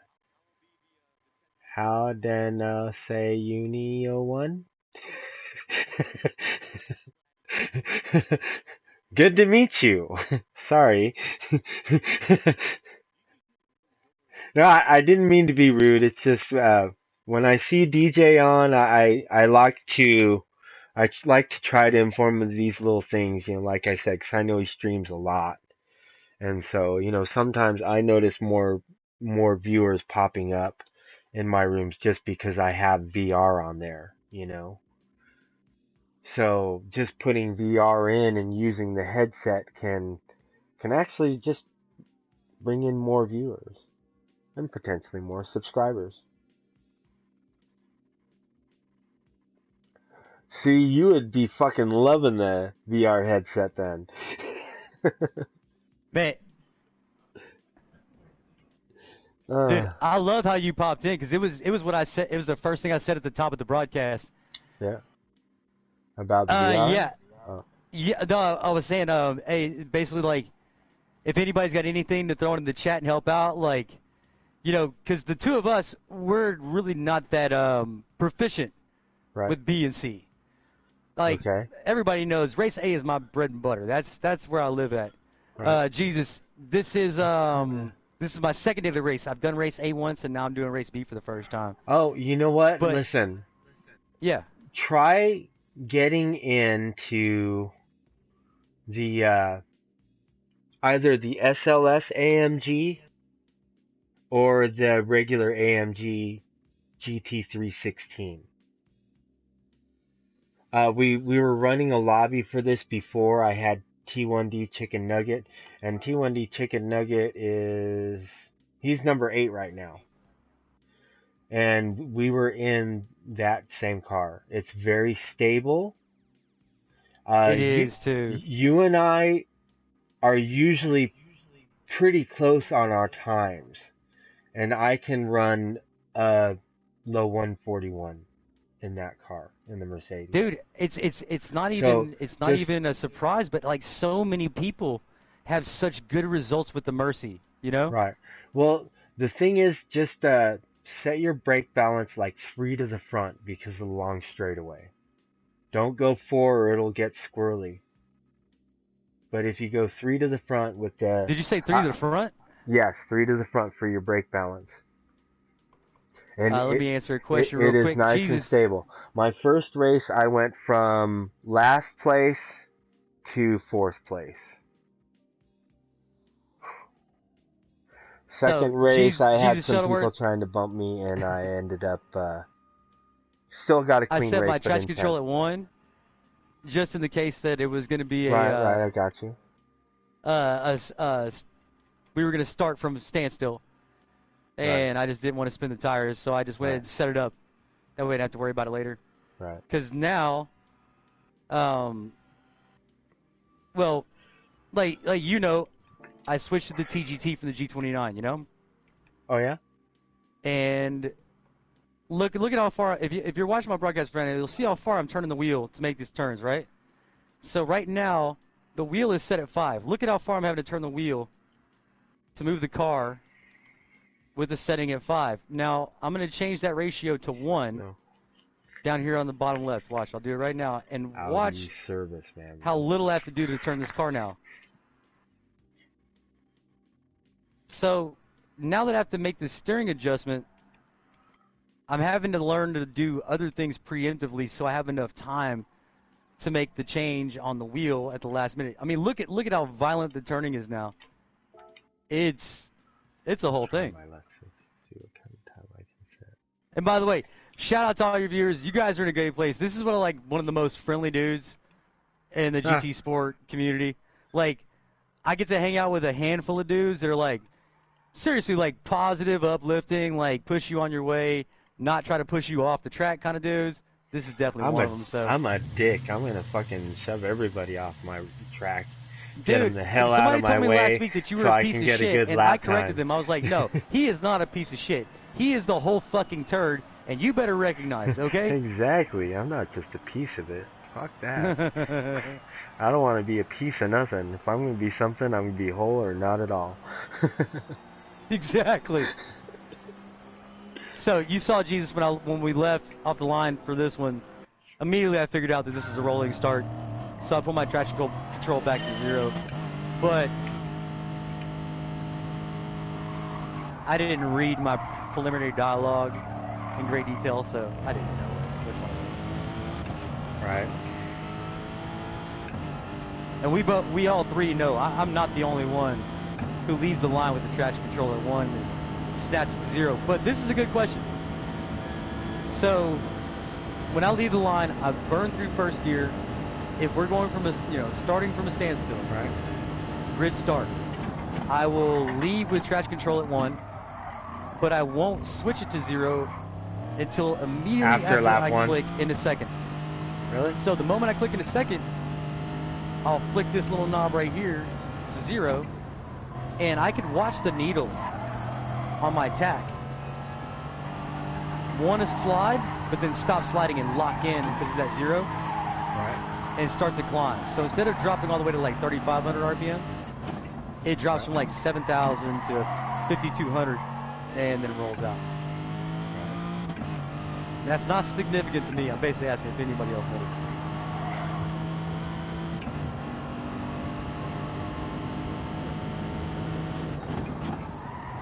And if I sound a little disheveled, it's just because I haven't been able to go to a buffet in 2 weeks. Sucks being stuck at home, huh? Dude, it's the only thing I miss is buffets. That's the only thing I miss. That's funny. That's funny. Like Taco Bell had a commercial, or they've got a promotion they're running right now. Right. Hey, you guys, we're gonna give everybody Doritos Locos Tacos for free. Right, no purchase right. necessary. And I'm like, do you think it's a good idea to send You hordes know of somebody's people gonna fucking to one place at right? the same time? Right? Yeah, line up right here, right next to each other. Yeah. Let's all touch something within 2 minutes. How do of each you other. know the fucking person making that taco didn't have the COVID? Did he get Exactly. tested this morning before he came into work? Yeah, I Did gotta he even rely on wash some his hands batteries after they he pulled- peed? Yeah, I gotta rely on some batteries they pulled out of a smoke detector to put in a thermometer that they're gonna aim at someone's forehead. Like, no. Doesn't seem reliable. Oh, get the fluke one. That's the only way to go. See, right away, I'm tempted to switch to the Porsche, but am I gonna pick the car that solves my problem, or am I gonna put the problem where it belongs, on my driving prowess? Neither. I'm gonna have a tow truck drive me to the finish line. Clean race, SR credit, 12 in a row. That's what's up. We were actually talking about this week, all kidding aside. I make a lot of jokes, but all kidding aside. The idea of being able to train your pit crew. Right? I remember What you the talking hell? about that before. I remember somebody talking about that. You know what? We're before. almost out here, so let's just do something goofball. Why not? E-brake. Try it.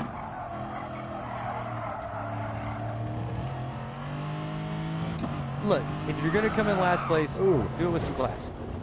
That's all I'm saying. Yeah, I got you. Like in today's race, okay, or yesterday's race, I say today. That just tells you how little sleep I'm beginning. So, the pit stops in the race today, Okay. So yesterday, manufacturer. My Lexus. If you think about it, if you could pull a tenth of a second off of every turn, Oh, wait, not or that pull far. 2 seconds off your pit stop, Right. or both, how valuable Yeah. would that be? But I think that simply because it is this game,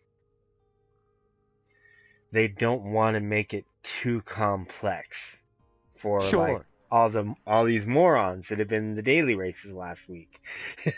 The last 2 weeks with all this COVID crap going. The last 2 weeks has been horrible, right? Yeah, but Gran Turismo has always kind of been like the gateway game to like Right. moving to PC gaming, to moving to VR gaming, to moving to streaming. This Right. is like the one sim that like everybody can get in, and it'll whip your ass into shape. Immediately you realize, oh crap, this isn't an arcade game. But if you've done like PC sim racing, this is the most arcadey thing that you're gonna do. Right. Yeah, I guess. But Like I'm always but pretending that I have like you dead D know, cell batteries in the to compartment in my driver's side door to throw at other cars when they do something stupid. Of right. course, it never hits them. It's in my imagination. But You know what I do? I keep dead lighters, dead Bic lighters in my center console. When somebody's a dick, I fucking throw a Bic lighter at them. Fuck yeah, Dude, that's how I get. am I the people. only one that still pops them on the ground like when they're dead? Like that still like throws them down and just busts them? Just watch them fucking I fly keep- apart. Dude, I just love it. That pop and busting them up like I keep a year-round supply. This is not even a joke. This is totally true. I don't know what this says about me. I keep a year-round supply of artillery shells Okay, nice. all year. Nice. Like I got at least 30 or 40 stored up all year round, and I Nice. keep at least 1,000 black cats around all year. Now Okay. this has a more logical reason behind it. Because I live in the woods, I have to take the trash out sometimes at 4 in the morning at the end of a broadcast. I got to walk down a long ass driveway in the dark, and I've got my property has not only the obvious, we got the obvious raccoons, got the obvious armadillo, we've got the obvious we have a lot of skunk, but then we have some of the weirder stuff people don't see all the time. We have coati, which is number 8 on the deadliest animals you might run into in the woods. They're number 8. Number 7 is grizzly bear on that list. Okay, nice. Yeah, coati's that terrifying. We also have fox. We also have coyote. And you know coyote, you're not going to run into one.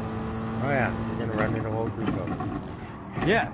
And sometimes they're chasing the fox, and then I have to weigh out in my head that maybe the last 3 chasing the fox are too far away. It might find me more easy to catch. Right.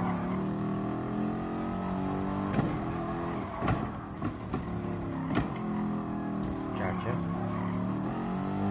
But basically, I'm scared of nature, I guess is what I'm saying.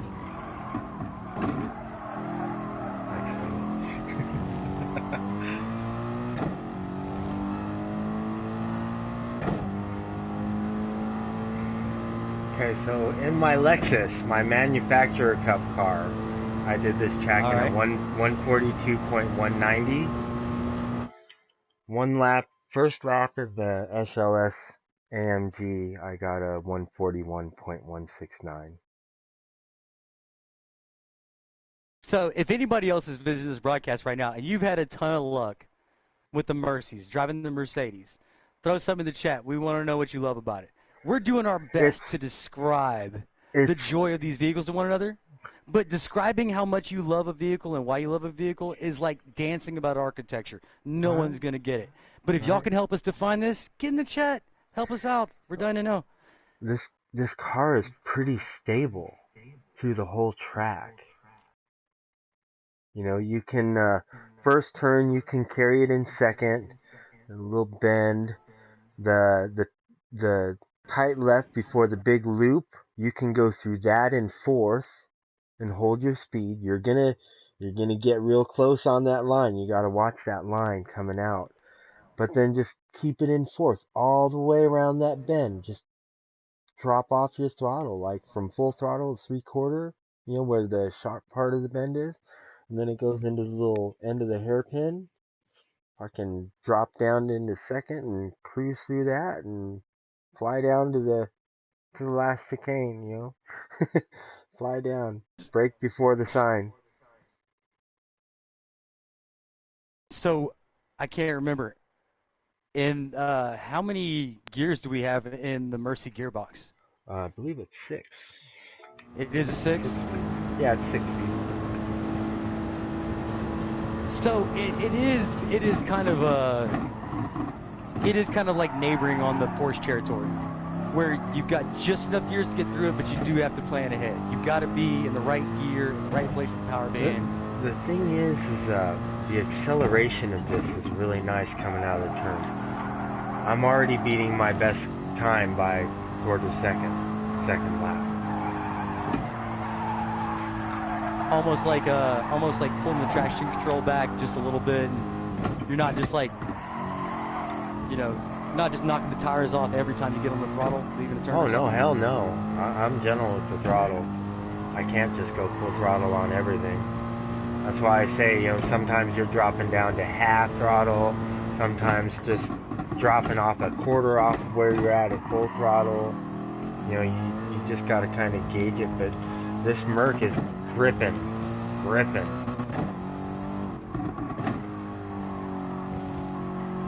I'm pretty much going through every turn one gear higher than the suggested gear. Well, I threw it in my chat. I left oh, snap. I guess I better put that back so people can see what cars there are to pick from. Basically, threw it in my chat. Anybody who wants to, interested to know what your thoughts are. Y'all pick the car that you think I should drive on this race, and I'm going to give it a go. Because obviously I trust your recommendation. But well, that's why I say I throw it out, because that's what, I was in a lobby we had like 6 or 8 guys in there, and we were all trying different cars. And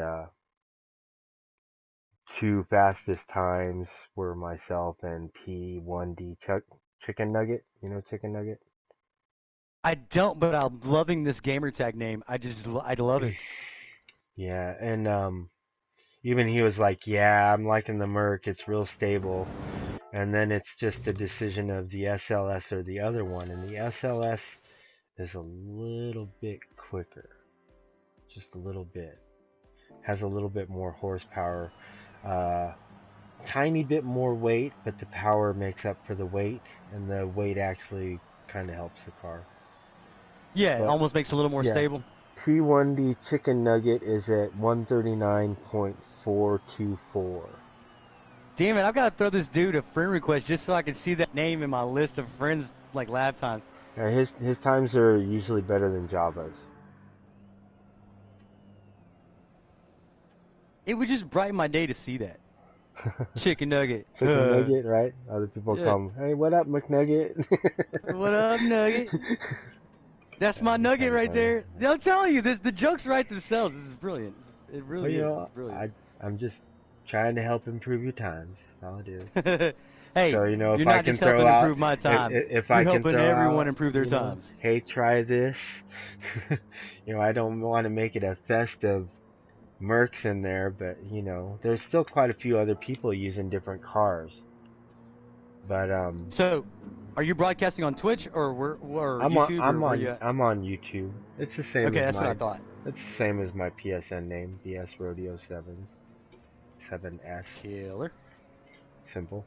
Snowboard trick for everyone else doesn't know. Yeah, I thought about broadcasting my races on Chatterbait.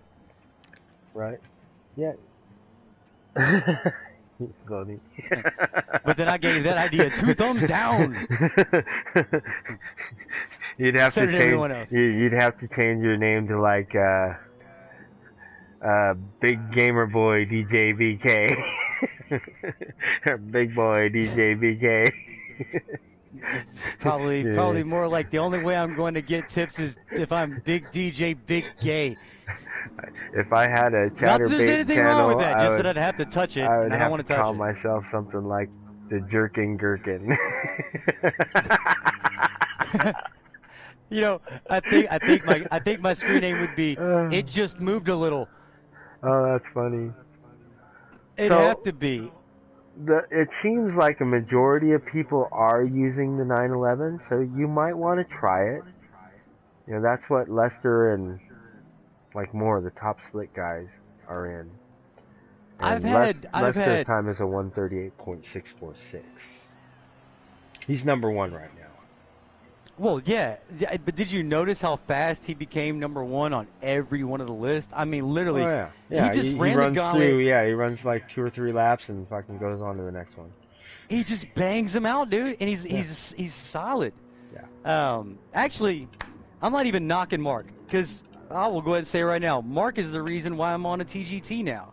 Because Okay. my wife saw a broadcast where Mark stopped by, and we chatted for a little while, and I asked a couple of questions, one of which was like, when you're going to Gran Turismo sanctioned races all over the world, what is the wheel you get? And he said, man, it's the Thrustmaster TGT. I said, what wheel do you drive and work on? He said, man, it's the Thrustmaster TGT. My wife heard that in the broadcast, ordered it without me noting, and had it sent to the house. Nice. So, Payback. yeah, I mean, that was Payback for the Cadillac. Amen, brother. Boy, I love that At least car. you got something back. We just got a quote actually on our vehicles from an insurance company to see if we could save a little money. Right. I don't think we could. Have But the you guy was tried like, Auto okay, Club? so what? Yeah, he was like, what do you drive? And she was like, I drive a 2015 CTS Cadillac. He's like, which wheel package? And she was like, oh, they're aftermarket wheels, BBS Rally, Right. you know. He was like, oh, okay. And so he looked everything up, and he's like, okay, what about your husband? And she's like, he drives a 99 C5, and he's like, what's a C5? She's like, oh, it's a Corvette. And so I guess You're he an had to pull that insurance up. guy and you don't fucking know? Exactly. What kind But he of looks all fucking this cars stuff. are you insuring? Priuses? Priuses and But he Hyundais? pulls up an image of my wife's car, then he pulls up an image of my car, and he's like, okay, I really like what you guys are working with. Shit. I don't even know if I can save you any money, but we want to insure these things. And I was like, yeah, I know. They are very sexy next to each other. Well, just to keep in mind, my parents had been with the same insurance company since I was fucking teenager. Okay. All right. The past like 4 or 5 years ago, I switched to Auto Club because when it comes time, I start calling around and I get prices. And if my Oh, hell yeah. insurance wants to fuck me, I'm gonna be like, can you match this price? Because if you can't, I'm out. I have no fucking commitment to you. I don't even see you or Absolutely. talk to you. I don't give a fuck. AAA, I go in there and I see my guy. But I saved on my 2 cars that I first started insuring with them. I saved over $300 a year. Well over. I would say closer to 600 or 700. But then my parents, with their 6 cars that are fully covered, they saved over $3,000 a year. See, Full coverage. I know what you're talking about 100%. So I'm just saying, explore the option. If you don't like the guy you were dealing with today, go in and talk to somebody. I think that's something that a lot of people miss out on, is the idea that you have to consider that your insurance company should respect the fact that if you are one person and own 4 vehicles, right, you can't possibly be driving all 4 vehicles every day. Some of them have to be parked. I've got one just sitting in the yard. Exactly. So if I've got one vehicle that's worth $40,000, one vehicle that's worth $60,000, right? But then I buy like a 1984 Suburban. Right, yeah, fuck yeah. And to replace that vehicle's $2,000. That thing's costing me all like of my another premiums should go down on those month. vehicles because, yeah, a percentage of the time I'll be driving that Suburban, which means those other cars aren't going to be damaged. But there's a lot of insurance companies that took advantage of the fact that we didn't know that. Right. So they're still charging us, a full rate. Right. When we're only driving that car a quarter of the time. See, this man has showed up. He's given us tips on driving, tips on the Mercedes, and now he's helping you out with your insurance. You guys, I'm telling you. I throw things out from experience, And hey, this guy's a giver. And the thing this guy's a giver. The funny thing is my dad did not want to listen to me the first 1.5 to 2 years that I had started telling him about Auto Club and to check it out and switch. It wasn't until he went to his tax guy, his accountant. I thought you were going to say psychic. I'm glad you didn't say psychic. And the tax guy said, nope, I even switched to Auto Club. They saved me this much a year. Because that guy... Really? Oh, yeah, he lives in Calabasas? Is it Calabasas? No, not Calabasas. I don't know. Calabasas has way too many vowels and not enough consonants. Well, you know, we're spooks in me. LA, so everything Spooks here me, is man. more expensive anyways. And this It's guy's just places that have more vowels than consonants in the right, name right. always like Well, freak me out. see, and Like, have you ever tried to get this directions to drive somewhere in Hawaii? right. Oh yeah, yeah, I know how Hawaii is. Yeah. Yeah, take a left on Uya Uya, Yeah, take a yeah. right on Uya Uya. And then turn right on Kappa Poopa Poopa Doopa Doopity. Yeah, exactly. Like, You're like, I what? can't, Are dude. you Canadian? It's like I know these letters, but I can't read this stuff, bro. I don't know how what to do here. I'm just gonna drive into the volcano like Tom Hanks' Joe. Right. And have you seen Joe versus the Volcano? Am I just? Oh yeah, it's one of my favorite movies. You know One of what my line favorite changed movies. my life in that movie? There was one line in that movie that changed my life. I saw it when I was like 9 years old. You can't get an ounce of, or you can't make a superconductor without boobaroo. You know, I wish that would have been the line that changed my life because I love it. No, it was remember he goes into work and he's like got this horrible halogen lights. Oh yeah. All over the place, stuff. Yeah, when he And breaks it's out just- his little lamp. Yeah, with the little Hawaiian shit on it, and Yeah, it's so yeah. bleak. And he tells his boss, he's like, "Hey, I've got a doctor's appointment today. I'm gonna go see my doctor." Right. He says, "Joe, why are you going to see the doctor? You always need to go see the doctor. What's the matter with you?" I He's don't like, feel good. I don't feel good. I don't feel good. And what does his boss say back to him? Joe, nobody feels good. Yeah. And I realized right then, like as a kid, I was like, oh shit, that's the only difference between me as a kid and me as to being an adult is like becoming like congruent with the idea that what it means to be a man is to realize that nobody ever feels good. No, Everybody you get to a hurts point, yeah. somewhere. My back, my neck, my shoulder. It's like just show up. Just do the damn thing, right? Part of life, yeah. Ooh, he's got guitar. This is the one I just finished building. Oh, that's Look the at one this. you painted? The red one? Yeah, it's done. And all the pickups, the electronics are done. And I freaking love it. Listen to this thing. What pickups did you It's put sick. in it? I put in 2 humbuckers from a 1980s Les Paul. So this would have originally been a 3 single coil Stratocaster, single coil, Right. with 3 tone knobs, I 1 volume have- knob. And I now we have have 2 humbuckers, 2 volume, 2 EMG tone. 85 in the bridge position and the EMG 91 in the neck position. Are they're active, right? Yeah. Oh, Yeah. active pickups Well, are the shit. well, the EMG 91 is an active passive.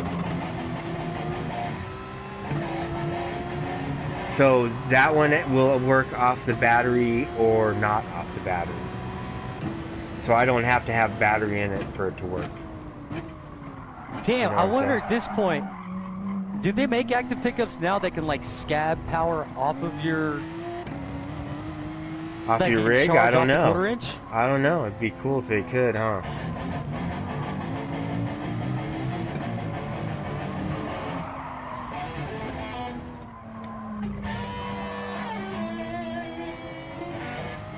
Dude, I've been loving this guitar all week. I was supposed to sell it. Right? I'm not selling it. I'm sorry.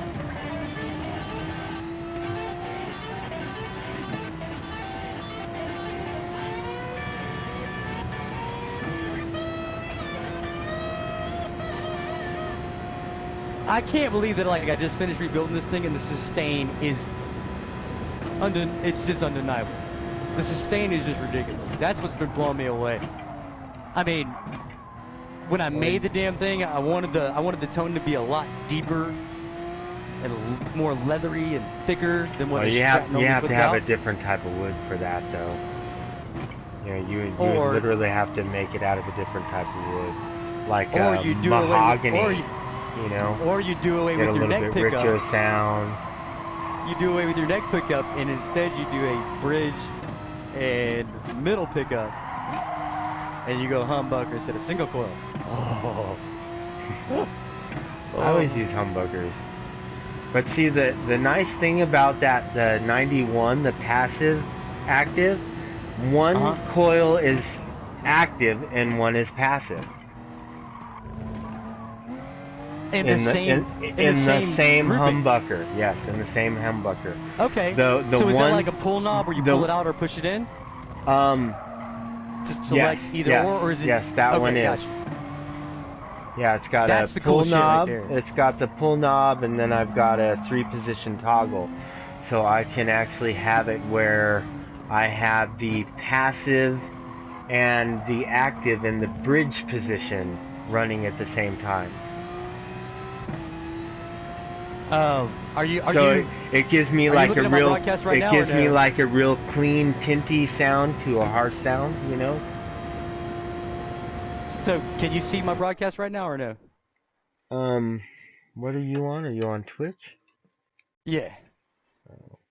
I just wanted to show you the hardware that I've got for the Telecaster. What's going into this thing? Where is Twitch on this? It's pretty freaking sweet. Stoked about this one, really. I'm so excited about this build. This is going to be cool as hell. Oh, there it is.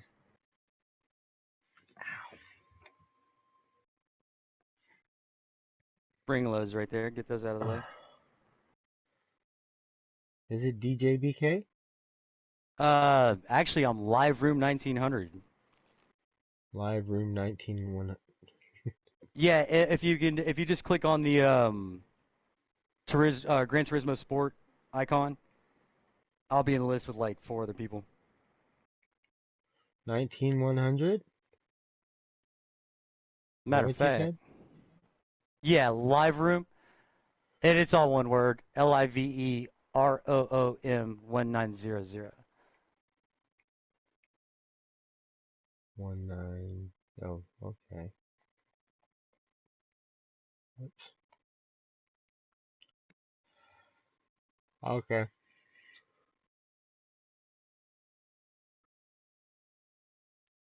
Hey, I got a fucking ad. Nice. Oh shit, sorry. Fucking throwing up fucking stupid shit in front of me. Oh, hey man, somebody's got to make some money, even if it's just Twitch. Okay, so those are the pickups? Yeah, those are the ones you took out of it, right? Yeah, but I selected these years ago, and the guy that wired it up for me a long time ago just did a shit job. Right. When I opened it up, it was disgusting. Right. I would have never done that kind of work. But we've got a single coil, double stack Van Zant. So that's going to go in the rear position. Those are the ones with the little chrome caps on them, right? They used to be chrome, the humbucker. Well, there used to be chrome on the top. And that's a single coil. This is a humbucker. Right. Well, I'm looking at this is from an 87 or a 1984 Les Paul SG. Okay. That's what this came out of. Okay. As a matter of fact, you can see right there on the back, Gibson USA. Right. Okay. See, this one was actually handmade in Austin, You have to Texas. remember the difference in the lag between the streams. So what I'm seeing and what you're saying. Gotcha. You know. So. Yeah. My bad. So this one here, this is a single coil handmade Van Zant. Okay, right. The reason why I love this one is because it is handmade. The difference in this one and other single coils that you're going to find is that all the copper winding that was done on this one went through a human hand on the way through. Okay. And it has been rumored, and a lot of people will say that the fact that the oils on human skin have been put on every piece of the copper wire that is responsible for the coil in that thing actually generates a little bit more conductivity and a hotter signal. Okay. I don't know if it's true, but I think they just sound deeper and more leathery, and I think there's just a little more color to the tone that you don't get by something that's mechanically wound. Right. And I just imagine also, like, when you're dealing with something that's magnetically operated, and you're winding a copper coil, the likelihood that it could generate polarity inside of itself. Oh yeah, of course. You know, Yeah. So you could accidentally polarize a pickup the wrong way Yeah. just because a machine did it. Right. But I feel like when a human hand does it, there's no motor spinning, generating a Everything. frequency that it could attach to copper. Right, and everything is done precisely. So as they're winding it, they're making sure that everything is pushed up tightly against the last. Yeah. Right. Yes. I know what you're getting at. And I was an somebody gave it electrician. shit the whole time. Is that an Aria Somebody... Pro 2 guitar? What's up? The ZZ Custom right there on the ground? Oh, that bass? Is that a bass? The white and black Yeah, one? that's the one I've got to do after this one. Here, I'll pull it up. Is it an Aria Pro 2? Let me see. Let me find out. Let's find out together. Shot, brother. And I ask because I have an Aria Pro 2 guitar. And I took that thing apart. I scalloped the top 10 frets. I shaved the neck. Aria Pro 2. I know my shit, huh? That's what's up. ZZ Dude, I can't believe Custom. you just spotted that out of background. Fuck yeah. That's huge. That's my guitar, but the bass. Yeah, it Same was brought exact to body me style. it was brought to me to redo and repaint and all that shit. Okay, so that being Okay, said, because so- if that's what the client wanted, what do you think? Should I redo it, or should this be left alone? Now, let me tell you some nice things about that Aria.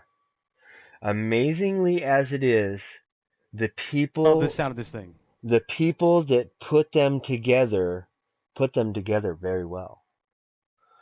So you have quite a bit of leeway on all the adjustments you can do.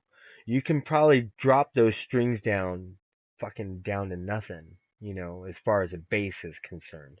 I know that on mine I dropped the action a lot, made it a lot more playable. I redid everything on it. I redid the intonation, everything. I basically took the whole thing apart and put it all back together. And that is with the Kaler Flyer tremolo on that one, but I changed it to the Kaler Pro. So, is the guitar version of this thing astronomically heavy? It was before I started working on it. What I did This is thing is heavy as hell. This thing right, is stupid heavy, dude. And it is modeled after the Gibson Explorer. Remember that guitar? Yeah, yeah. Scorpions. That was like yeah. So it was modeled See, you after look at the that. back of it, and you see all this crap. Like, it's ready to be done. Go ahead. Sorry. But the Gibson is actually a little heavier than this. The wood on like this an one. SG? No, the Gibson Explorer that is the same body Oh, got style. you. I keep thinking of like the weight of the studio. The studio is so freaking heavy, Right. unbelievably heavy. Right, but yeah, they're really nice guitars, and like I said, you could take that thing off. You could probably shave off. Let me see. I want to say like 2.3 millimeters off the back. Yeah. There's enough of that neck that you can shave it down pretty good. I just basically sanded it down and rasped it and filed it and got the curvature that I wanted all the way up to the fretboard. And I hadn't even looked at it yet, but you're right. I could pull a lot better action out of this than what's being offered. Yeah, the action on it is pretty bad stock. I don't know if you can see those two strings side by side, but yeah, like I see just from right there, that would be desirable. And that's where that's probably like 25 business cards difference right there. Right. Yeah, that's what I'm saying. Like 2.3 millimeters, And these, I love this. How overly built, how freaking communist Russia could a freaking like bridge be? It's just, they look like they were machined out of like shame and stupidity. I love this. I love this so much. Right. I love this so much. And then you have the vertical knobs that are operating like fine tuners. Yeah, Yep. but there's no floating bridge there. It's just like Right. Right. what the Well, I just love it. It's so overbuilt. The only thing I'm worried about is all these little contours. These contours that ride this rail here, then they right. ride the body there again, then back up here. Like I don't Right. want to destroy any of these, Right. you know? And then when you Right. do that, does yours have the same paint job? No, Is that what tips you off? mine was all white. Okay. But when I saw them, when I wanted it and got it, when this is like, God, when I was 14 years old, I'm gonna be 50 next month. Yeah. So, it's Right been on, a brother. while, but that's how long I've had that guitar. So I see it, I see the shapes. I know my guitar. Yeah, the moment you see it, So, but yeah, it's like, dude, you stole my bike. This ain't your bike. It's like, no, I know my bike. Trust me. right? I Get know those, where every one of those scratches came from. They all came from my shoulder or face. right? Get rid of those little crappy strap hooks and put on some strap locks so you don't have to worry about dropping it. Some people I like the Shaler strap locks. I'll show Kind you of my nice. favorite strap. This is hands down my favorite strap. The one I played the most and used the most. My locks are still in it, so. Oh no, I did pull the locks out of this one. Sweet. What Good. what rack is that on the floor? What effect do you have on the floor there? The multi pedal. The pedal board, that one over Yeah, there, yeah. that's for my Cyber Twin. Okay, but which multi pedal effects processor is it? But that's the thing is it's not a multi effects processor. Okay. Um, the cool thing about the Fender Cyber Twin is that it Ha! has all Funny the the belt buckle. original. Nice, I like it. It has all the original transistors, resistors, and diodes in it. Right, right, So when you're switching between, like, you know what a digital emulator is? right, This is not an emulator. So when I click a new channel, watch what the right. knobs do. Okay, it's controlling the amp. So it's like a older, like, what was that? Wait till you see what these knobs are doing. I want to say what was that? And so, like, I've got a master The volume pedal Roland right Jazz there. Chorus. They had things So like when I that. move the master volume, look at what the master volume does.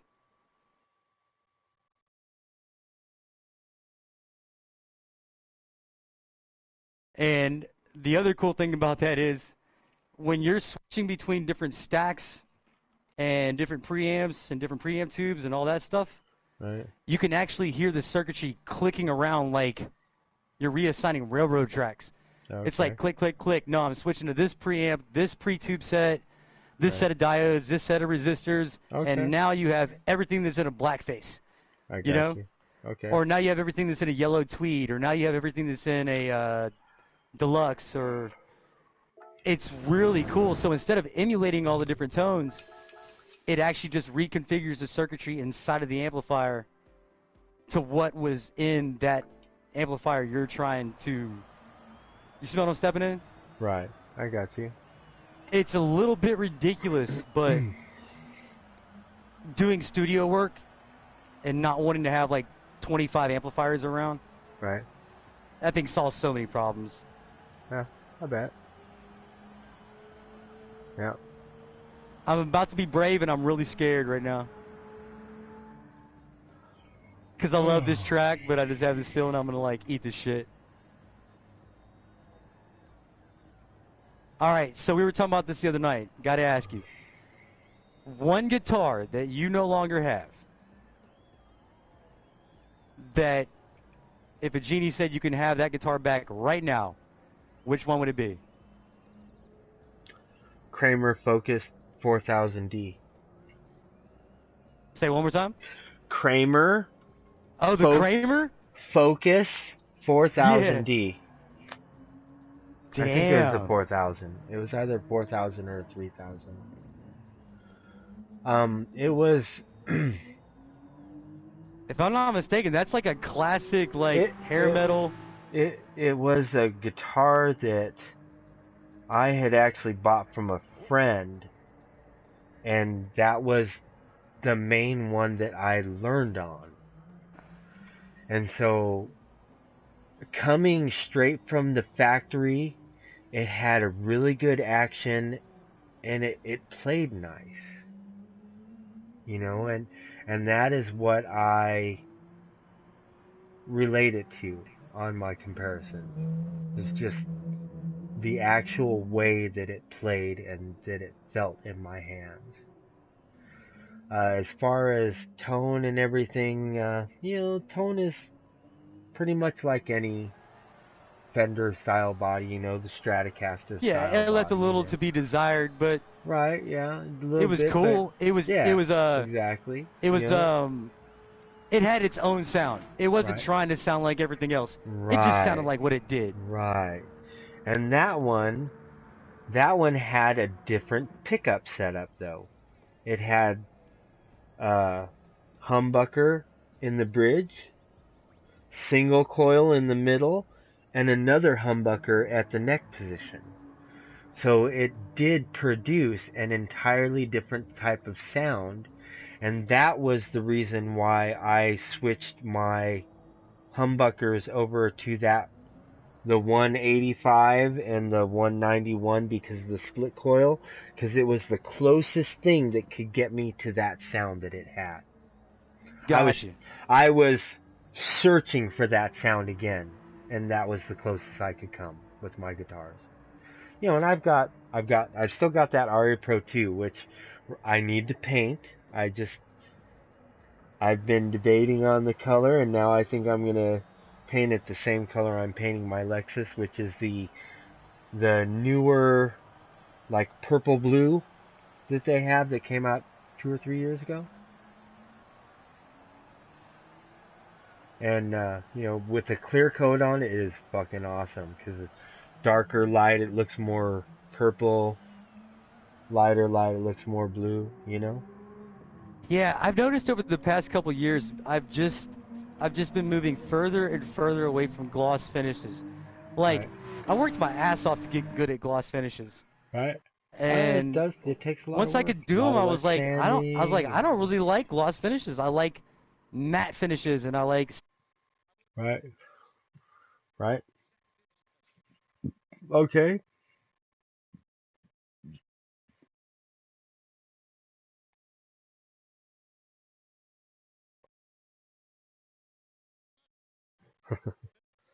Right. Right.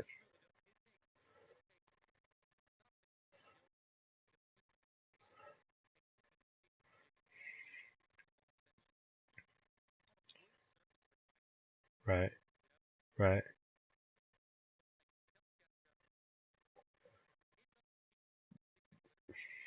Right. Right.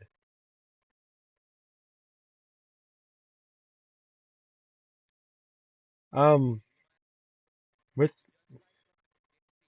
Oh, you're braking too late. You're braking too late for that first turn. I'm talking to you.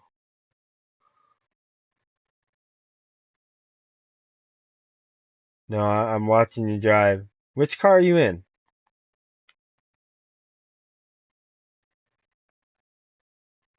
Oh. You should be able to carry 110 through that curve.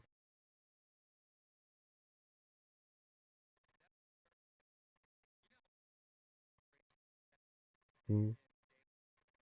Oh, the chicane. Right. Well, this is how it was in the Nationals or the Manufacturer Cup. Remember earlier this season, we had like fucking like 17 laps on this or something. Maybe it was 12. I forget. 15. 15. Right. So the first turn, because you're probably coming up to it right now. You've got the marker, and then there's like where the concrete angles out. There's a little green spot in there, and you want to hit your brakes right before that green spot. It's like between the marker and.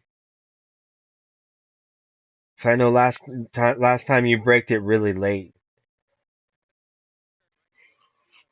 right?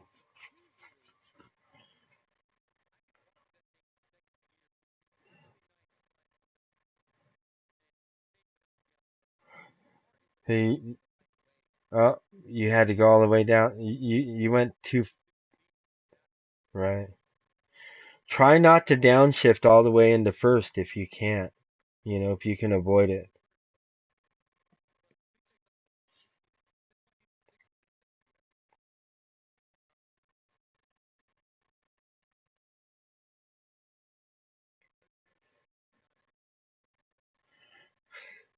Right? It's yeah, it's like the GR4 Lexus has 7-speed. But you know, I never get to use it. People are like, yeah, you can use that 7-speed to fucking fuel save, and I'm like, no, I can't. I can't even fucking get into 7th gear. I'm struggling getting into 6th gear.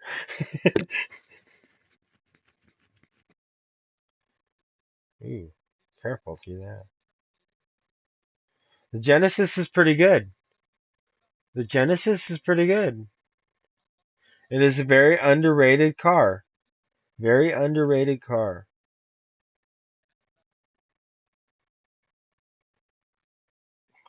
But but you know, most people don't want to be in it because it's a fucking Hyundai.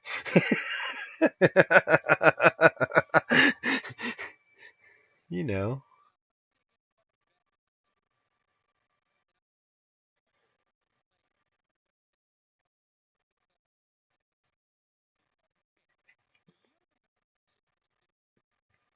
Yes.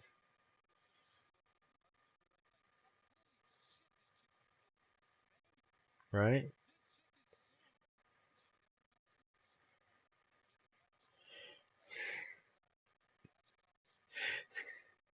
Right. Yeah. Some stupid hat so you can't see their hair and their face. You're like, who the fuck are you?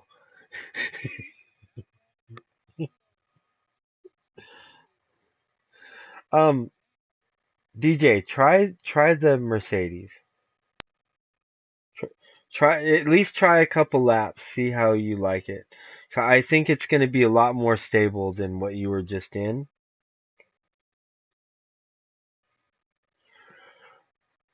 Um, put it this way. I did Fuji with the Merc, and then I did it with the 911. I'm pretty good with the 911. My 911 score was a half a second slower. So try the SLS. Set the brakes 3 to the front.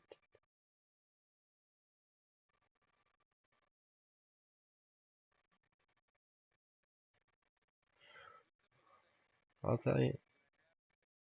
The AMG GT3, that one's fine. Both of them are about the same the way they handle.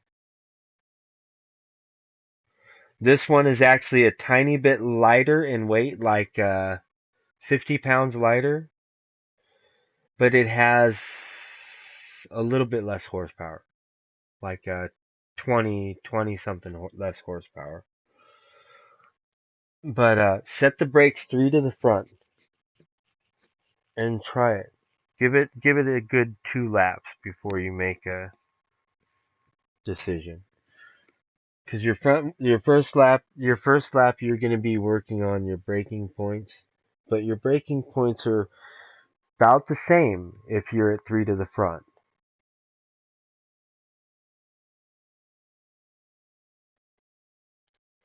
Oh, it's not going to matter if you up the power level because it's all BOP on these.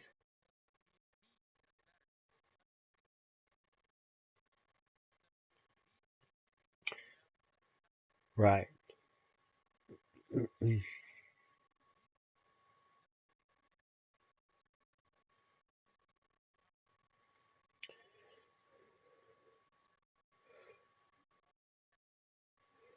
Right. Right.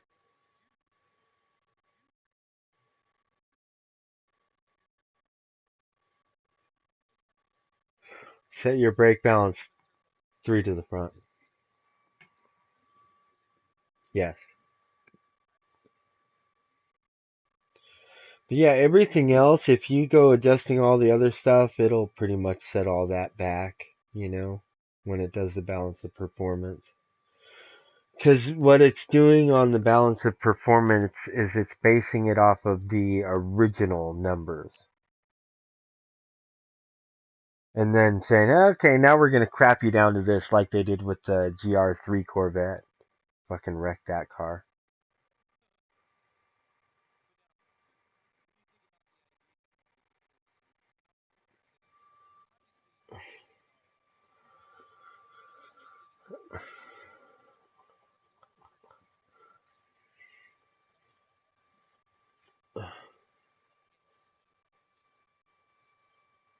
Yeah, and turbos are horrible because of the lag.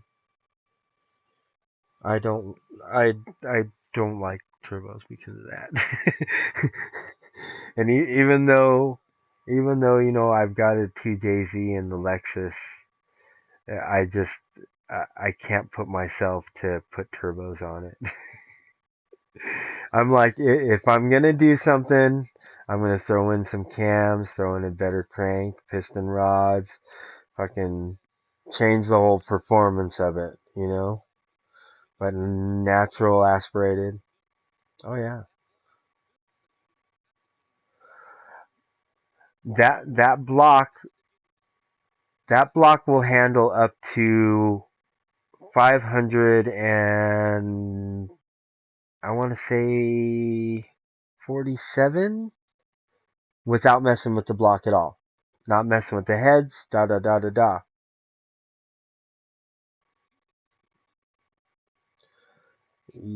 Right. But um it right. But but the difference is the base model of the block. Mine is a 2JZ. G is in George, E is in Edgar. And the turbo model is a GTE, George Thomas Edgar, for the turbo. So the heads are a little different. If I want to get up to, I think the number is 776. All I would have to do is take my head gasket and put a thicker head gasket. Leave everything else the way it is. Just change the cams.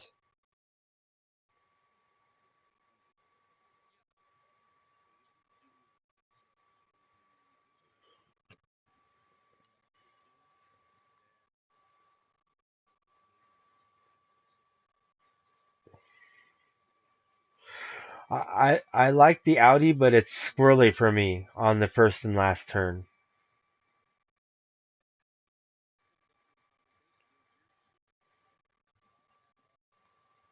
Right.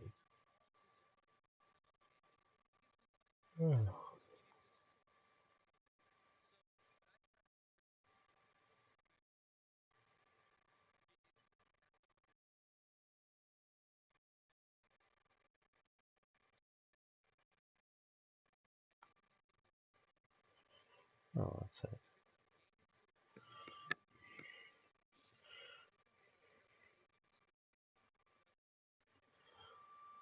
This car for a daily C race at Tokyo.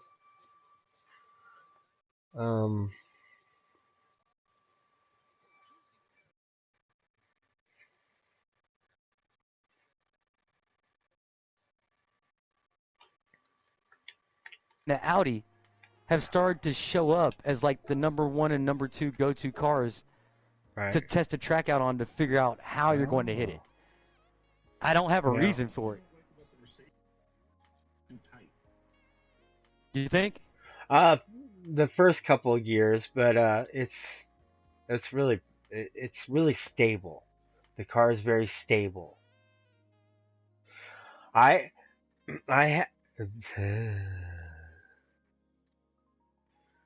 Oh yeah, of course. But now, drive Porsche has incredibly tall gears. drive 3 laps in each though, and tell me which one you get a better result with. 3 to the front on the brakes, on the Merc. 41.9. Well, see, I'm using a wheel. I'm using T300. All right, so I'm gonna run this But yeah, Mercedes. my time is a 141.169 in the SLS. And my times are Mercedes, usually but this means that in my the future, times are y'all have to usually join pretty my F-150 consistent Tundra with race. DJs. We're He's usually in Tundras kind with of me close. in the future. That's all.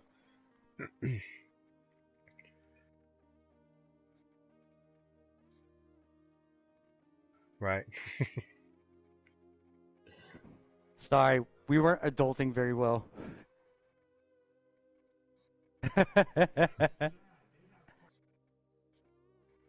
I know how to adult. Oh God. Jeez. Because you know what it is? Yeah, exactly. We had home ec. But the problem is we also had parents that were raised at a time that they taught us things. So our education did not come entirely from whatever we may or may have not learned at school and whatever's on the fucking TV. I was a latchkey kid in inner city Houston. My mom was like, "You do this, or else someone's going to steal you and rape you in the butt from the front a lot." And I was like, "Oh shit, okay, yeah, I'll behave." Like,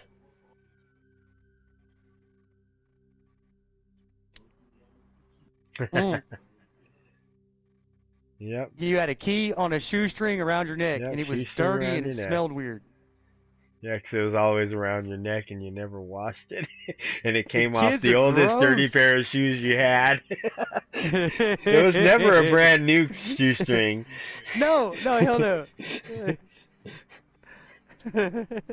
Like the one your dad wore to work and had to step through mud or something in. Like I wonder if kids and parents still do like code words. Like, hey, if I ever have to send somebody to like come and pick you up or do something, you ask them like, "What's the password?" And if they don't know the password, like, scream, run, kick, stab, call the police, like, do whatever you want. Like, they're not supposed to be there. Like, I don't think kids have that anymore. Right. It's like, I've got a tracker app. I know where you are, and it's like, yeah, where I am is less important than like what trunk I am. I'm not really there, Dad. I left my phone at my buddy's house. Ha ha ha. Fuck, dude, he's with probably the Apple calling me Watch, right now, huh? With the Apple Watch, you can circumvent that 360 app, no problem. It's problematic.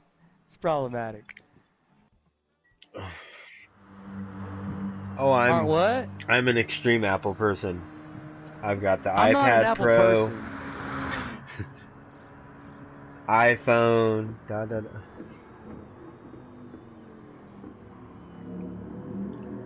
Right. Like my studio. Right. My studio is powered by a Mac G5 tower that has been on for 18 years and hasn't gone down. My phone... They're fucking incredible computers, aren't they? My phone is an iPhone, but everything else I have, it's all built PC, like, for my needs.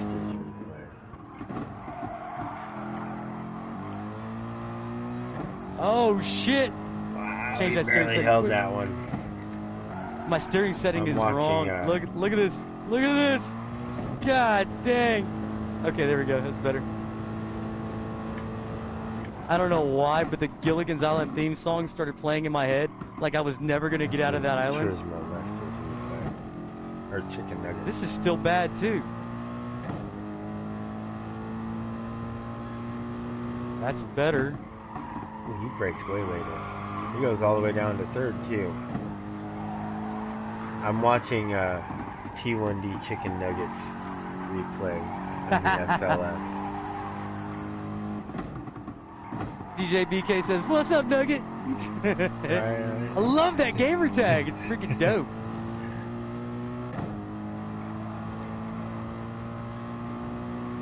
See who? corn syrup? Nope. Oh, that crazy syrup guy. No? Yeah.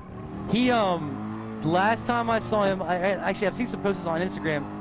He got the whole driving rig for the bus simulator and the 18-wheeler simulator. Yep. Yeah, and he's like, he kind of moved away from I'm sure he's still doing F1, but he's been playing the 18-wheeler and the bus simulator more. But no shit, dude. Like, I got super jealous. That freaking bus simulator, semi-simulator rig is freaking cool as shit. The wheel's all flat and it's all bigger than hell. I love it.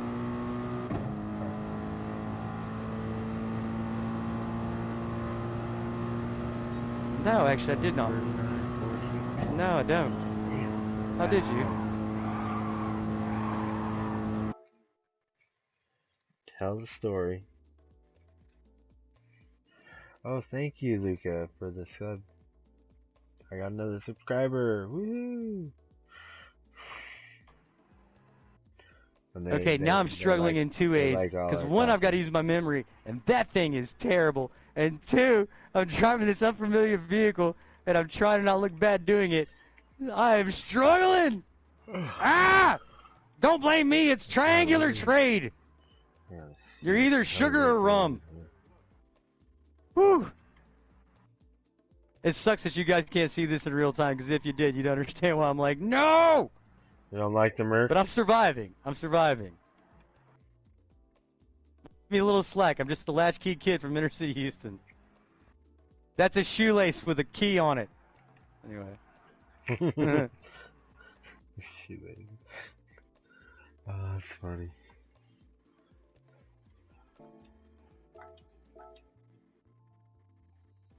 Dude, the moment Nirvana showed up on classic rock radio, I about just like undid my seatbelt and threw myself out of my vehicle. Like,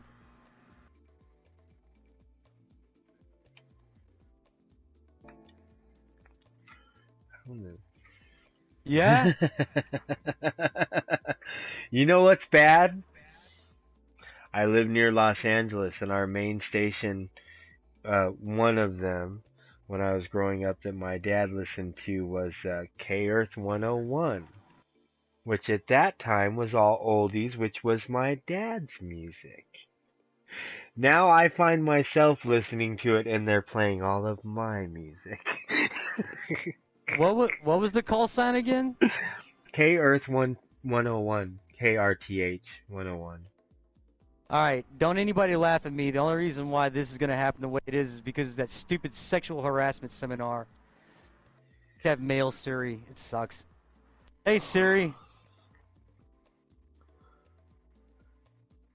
California, K-Earth 101. Yeah, it's all stuff from the 80s, 90s. Search web, California, K-Earth 101. I just want to find out if it's run by Clear Channel. Because Clear Channel is the freaking devil. I know they've been around for a long time. You know, Clear Channel is so bad. This is how Clear Channel works here. If somebody says, "Hey man, do you want to come work this show with me?" and you're like, "Who's at the show?" and it's like it's going to be Sepultura, the Circle Jerks, and Kanye West, and you're like, "Hell yeah, I want to engineer that show. That's going to be amazing." Hey, Clear Channel's running it. Everybody says the same thing. I ain't working with fucking Clear Channel. Fuck Clear Channel. But hey, who's your contact there? Could I get their number? Because, you know, like, that's how much of a really devil Clear Channel is. They got a lot of money. And what's that? They get like, well, yeah, they're dicks, but they're really big, and they got a lot of money. And yeah. They start sounding like a woman trying to get a man. Well, I don't really like him, but it's like I don't. He's okay I don't looking. He's got a lot of money. Cats. Did you see his car he drives? Exactly. Exactly.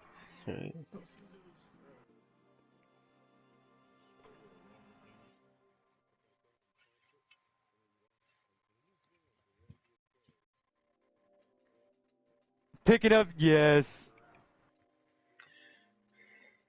Yeah, they get on their phone and tell their boyfriends they're doing other shit so they can hang out with the dude and stuff.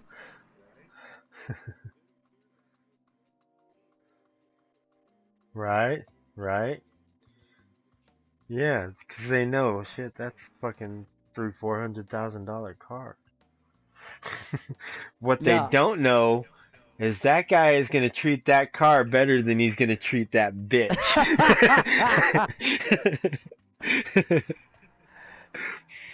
oh man, I told the joke on my broadcast last night. If your dog is at the back door raising hell because he wants to get in the house, and your wife is at the front door banging on the door raising hell because she wants to get in the house, but you can only let one of them in, which one do you let in and why? You don't let neither of them in. Leave No, both out and get a good night's sleep.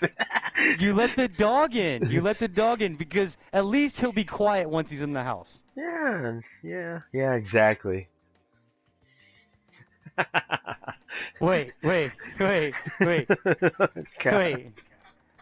As long as you're talking about your dog, we're good.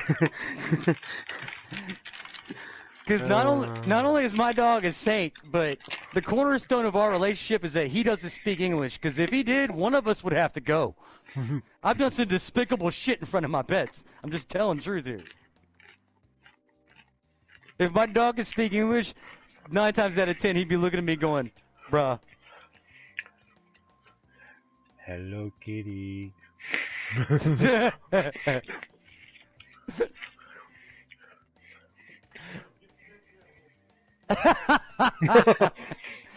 We are the king of segues.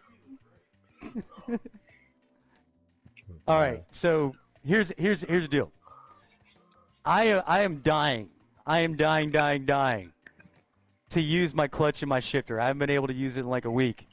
Any chance you guys want to meet up in a lobby, run some cars against each other? Now, the only caveat to that is I think we'd have to pick like an NV vehicle or like a lower GR vehicle, because without that you can't clutch because they're all non-synchronized, blah, blah, blah. You know what I'm saying? You know what I wish we could do? Cowboy butt sex? I wish we could put our VR headsets on and go in a lobby and race against each other in VR. But we can't. You know, no, in the game, the I VR 100% agree with that statement. The VR is only in arcade mode. It's only in arcade mode. Fuck, For you know what you VR just reminded tour. me? It's either this month, March, April, it's either this month or next month that Drive Club VR drops its online support.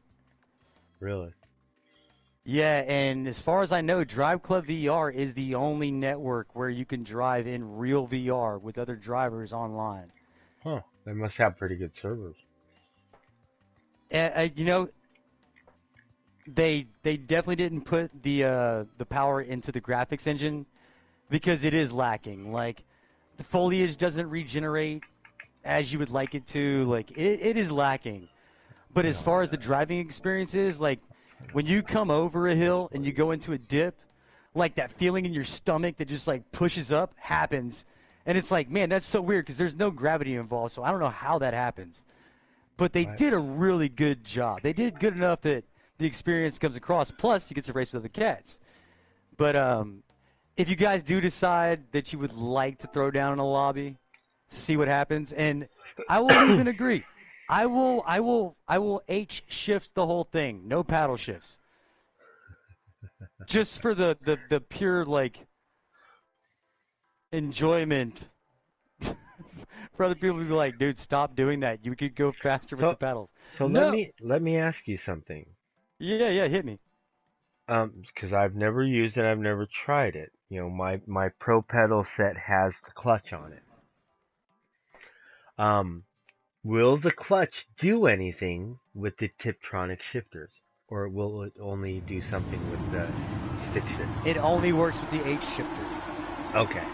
I was just will curious. not work with the paddles. So if because I was like, I'm pushing him before, I'm like, it doesn't do nothing. What the fuck? Is it there for looks? Yeah, looks and good. you know, looks good. Come here, baby. We found something on YouTube that guided us in the right direction. Basically, Oh, my cat wants to go out. Hold on. I'm gonna let my cat out. I'll be right back. he says, let me go let my cat out, but what he really means is, let me go find my jar of peanut butter. But he doesn't realize that's for dogs. That's a joke. Please don't come back and threaten to kung fu kick me in the head.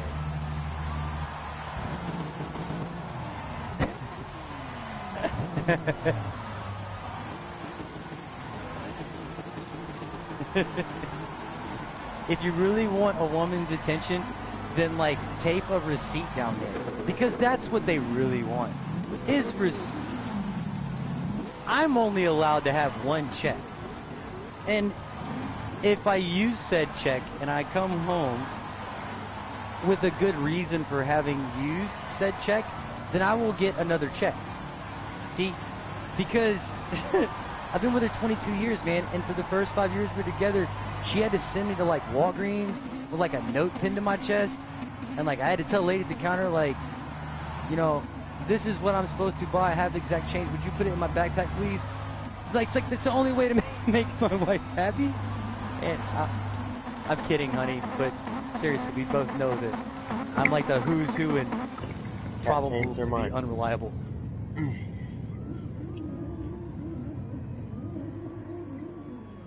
Yeah, so the last race for the Manufacturers Cup, I started in third, finished in first.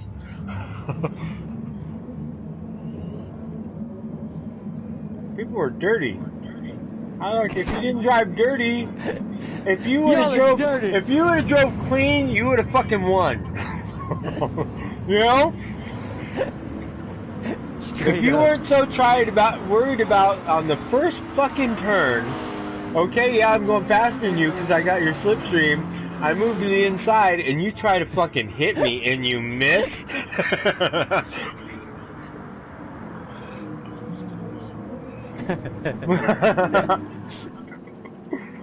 I just love the ones that dive bomb and miss. When you see them go fucking flying by you into the dirt. Okay, so y'all both know I have that e-brake that I made that goes down to another right. controller. I remember that. And it triggers off the R2. Right. Dude, that e-brake is the king of like throwing ankle breakers on people. They're like, oh, I'm about to get some retribution. They come hauling ass down the hill, and I turn to the right a little bit, snap that e-brake, the rear end of my car just like moves out of the way. They drive right where I was because they're just, and like, this sounds like a joke, but it's real talk. They're just not used to seeing a vehicle corner like that. They're not used to seeing a car turn like that. So when you do it, they have nothing to base it off of. And they just, I don't know. Like I say I miss buffets right now because of Corona and everything. And I do miss buffets. But they go straight buffet on any wall that's right in front of them. They eat all the wall that is there. Hell yeah. Cat likes peanut butter, huh? Cat doesn't like peanut butter. Everybody knows that never tried giving my cat peanut butter. Hey, dude, don't do it. A cat's tongue is a disaster. Like fucking sandpaper, dude. I was gonna say it's just the wrong side of Velcro, and don't do it. Right? Yeah, it is the hook side of it, not the latch side of it. All hooks. You're the loops. Don't be the loops on the hooks. Yeah, the bad part is like when my cat gets all friendly and she'll come up when I'm laying down sleeping. Oh, little lick on the face. Oh, good morning. Are you waking up? Yeah, I'm awake. Bam! Fucking bites me right on the fucking cheek. Bites me. On the cheek or the eyebrow. That's what I get out of my cat. Yeah?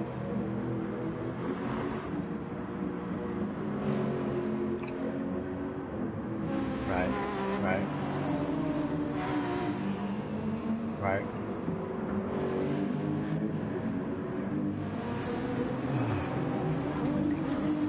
Come here.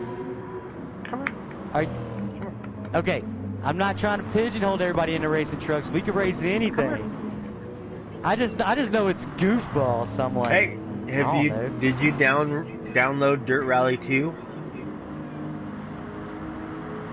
You know, I saw that popping up all over the place this past week. Was it free this week? Free PS Plus this month. I'm looking. I think I already have it in my library, actually. Let me see.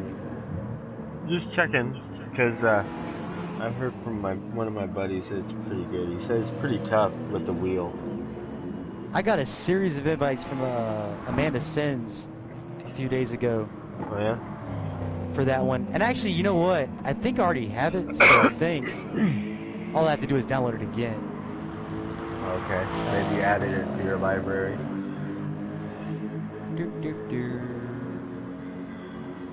Should I go to store or what's new? I don't go to store. Of course, that promotion is probably over now, huh? I don't think so. Okay. DS, maybe? Maybe? Since I finished freaking Resident Evil VR, I've got some room now that I can play with. Yeah. Oh yeah, there it is. Dirt Rally 2.0.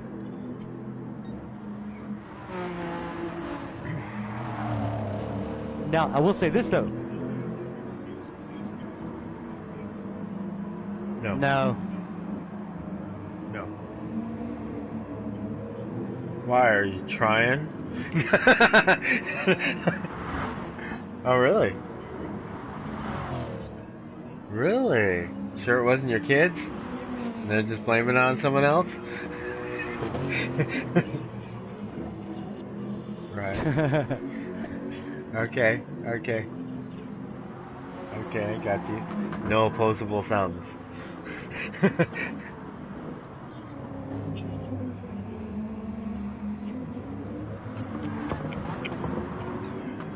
Yeah, I've only dealt with PlayStation's customer service for whenever I've gotten suspended for something stupid like typing in somebody was a dick. You're a dick. That's all it took. And I got suspended for 30 days. Everybody's pretty much very cordial and polite to me and my efforts. After my third ban from both Sony and the Rockstar Network,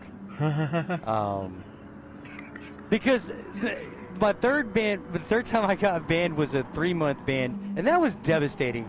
Because I came home to get on GTA with like 50 freaking people, my entire glitch squad. We were gonna dupe vehicles like all freaking night. And so I was like, I'm gonna go to the bar, pound shots, I'll be back in 30 minutes, woo! And I came home and it's like, you have been banned for a month. I was like, what? Right. And then no, time to sign in on the other account. Yeah, but they're like, dude, they're like, your next ban is gonna be 3 years, and if we ban you again, that's gonna be lifetime. And I was like, dude, I totally know how they like back search that shit, because I do it too. Right. I was like, fuck, like I know they will drop the ban. You know what I told them when they told me they started pulling that crap on me. I said, you know what? I don't give a shit what you do, because I have 5 accounts. So fuck you. Do what you're gonna do. Sir, you really shouldn't talk like that. You know what? You got me so pissed off that I really don't give a fuck, okay? As you already fucking suspended me on my main account that I pay money for. Are you gonna reimburse me for that fucking 30 days that I'm losing in my PlayStation Plus? Because I know that's like $30, right? Well, that's the thing, is legally you pay for access to the service, and they're not allowed to police that. The only way they're allowed to police it is if you are actively breaking the user agreement.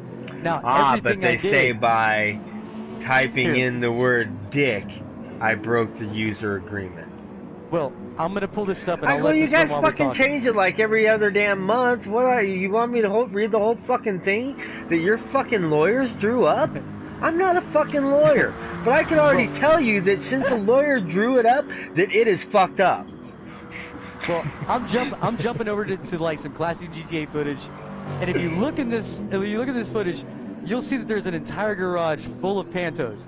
Now, Pantos were the shit vehicle, only surpassed by that scooter, and we figured out though that they were worth like $1 million a piece if you put the right shit on them.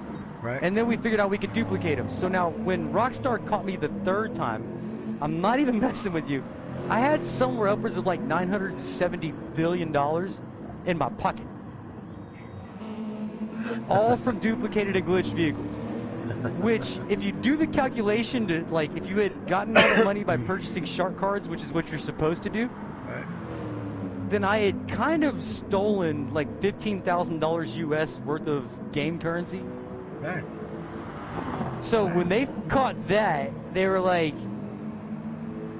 "Yeah, I'm gonna kick your dog," and I was like, "No, please don't. It's my fault. Dog didn't have anything to do with it." Don't touch my fucking dog. You touch my fucking dog, you're gonna die. My dog doesn't even have thumbs, but I got fists of fury, and I will I'll Yukon and Thunderball your ass into the fucking Stone Age. But I wasn't even surprised. You're like Shooter, right? Hey, someone messed with me. I just kill him, bury him out in the backwoods, and tell the sheriff he was messing with my dog. You're actually, and you know, we got Tennessee on the line too. We got Tennessee and Texas right here. So yes, we are in fact that Southern. Right. We are definitely that Southern. The most common term used around here is. My dog is my cat is more important to me than just about anybody I'm gonna meet on the street.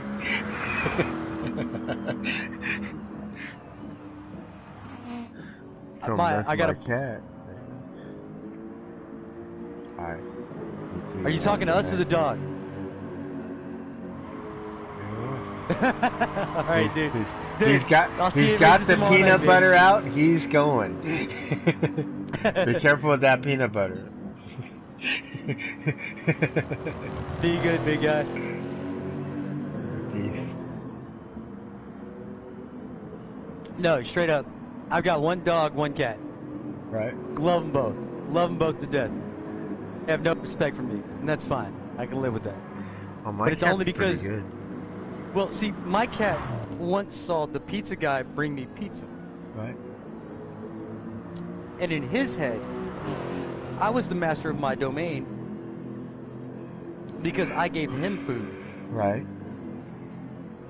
So when he saw a 17-year-old kid give me food, he thought that kid was the master of my domain. That's when I lost all control over my pets in my house. Right. You're like, no. Let me give a little tap on their head there and show you what's up. Are you telling me Derek feeds you? And I'm like, no, Derek doesn't feed me. I just order pizza. Like, it looks a lot like Derek just gave you your dinner. And you give me my dinner. And I have to respect you. So does that mean that I should just bypass you and start respecting Derek? And I'm like, I didn't know you could read. He had a name tag on? It's like, no, I know Derek. We go way back. We used to play Duck Hunt. It was a good time. Oh, hell yeah, Duck Hunt. Love that game. Right? Fuck yeah. Dude, you remember the old classics? The Shinobis? The Ninja Games? Yeah. Now, do you remember when you could go to like Shakey's Pizza Parlor or something and they had the big trap shoot game? Remember that? Big monitor, little guy on one side with a gun, or a little, like a trap house on one side, trap house on the other side. Though, or, it would show, it would throw the skeet, the little clay pigeons across. And you didn't know if it was going to come from the right or the left, and you just had But to there was a place you could see aim where it to fire, and it would hit them every time, right? Right. But you had to have the timing right. If your timing was off, you would miss. And then, I remember trying to get the same thing to work on Hogan's Alley. Okay. And I swear we had it work.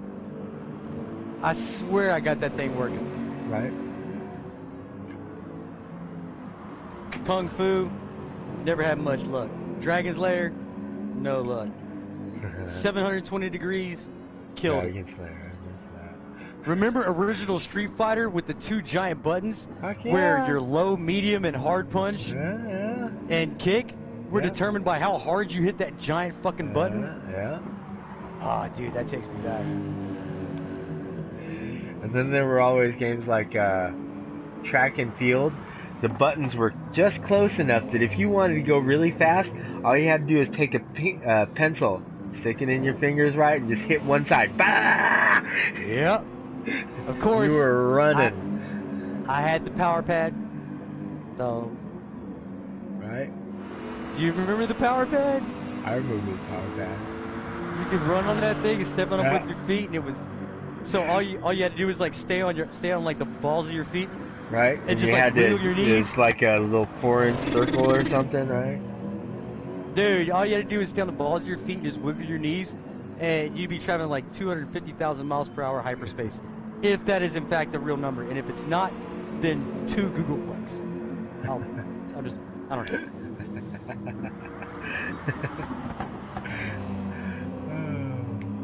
I really think Googleplex is a real number. I don't know for sure. It is, but I forget how many zeros are behind the 1. 11 teen. It's 11 zeros behind the thing. Hold on, okay. I forget, because I know, I've looked it up once before. It was an actual, I can't remember if it was an actual...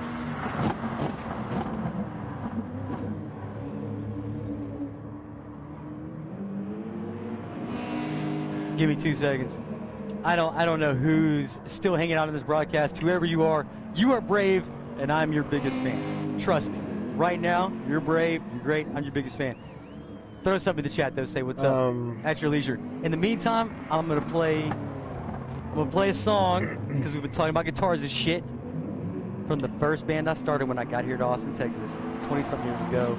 The band name is Okay. Home. The song name is Doubt Watching. The number would be 10 times 10 to the 100th power. Exactly. And that would melt down a Texas Instruments calculator. Yeah. Too many zeros. Much like Texas. Well, if you're going to the east side of 35, lots of zeros. I say that, but the truth is there's an incredible renaissance going on over there with the artwork and everything. Hey, I want to do something really quick, but I'll wait till this song Are we finishes gonna playing. do dueling banjos? Is that what we're gonna do? No, I was actually gonna throw down like a quick double pedal on my drum kit real quick, just because it's one of the coolest shits. I moved to the woods. I live on 3 acres. I have no neighbors. Moved here so that I could have 24-hour ability to record music whenever the mood strikes me. But we figured out once we moved to this house that my wife is so far on the other side of the house that I could throw down drums as loud as I want. She can't hear it from the bedroom. It blows my mind that I can live in a subdivision and my neighbors could hear guitar playing. But this house that was built in 1976, my wife can't even hear drums from the other side of the house. Oh, there you go, Shot Brother. Dude, turn a camera on. Let's get a thing going. What's up?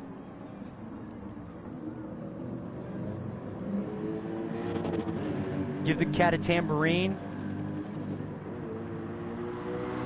Get it some Molly out here. Strap it to the tail of a dog. Actually, I've got to check my feed to see if this song is even playing. I don't even know if this song's really playing.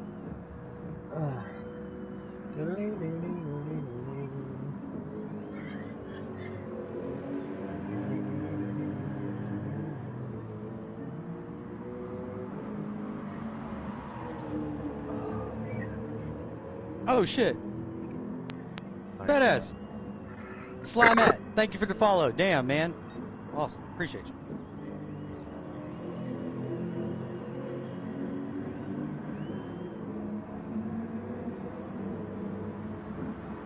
Oh yeah, the song is playing. And I'm talking over it. Let's see, so you and I are talking to party here. So all I gotta do to segregate our chat is that. Cool. And I think, yeah. All right, you still there, bro? Ah, shit, I don't know if it worked. Why not?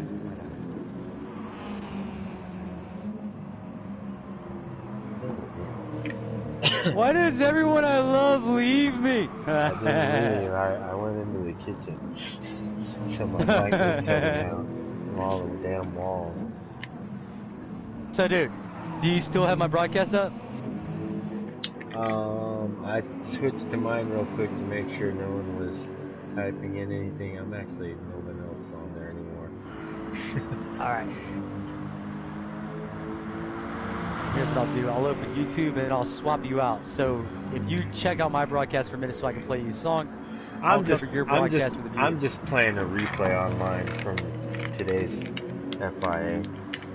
Yeah, might as well So get you I think it just lost people's interest. You know, we were whatever, blah blah. I don't know. I don't try to get into other people's minds that much. Oh, dude, it's unfortunate. Like one of my 3 personalities has been living rent free in my head for like 7 years.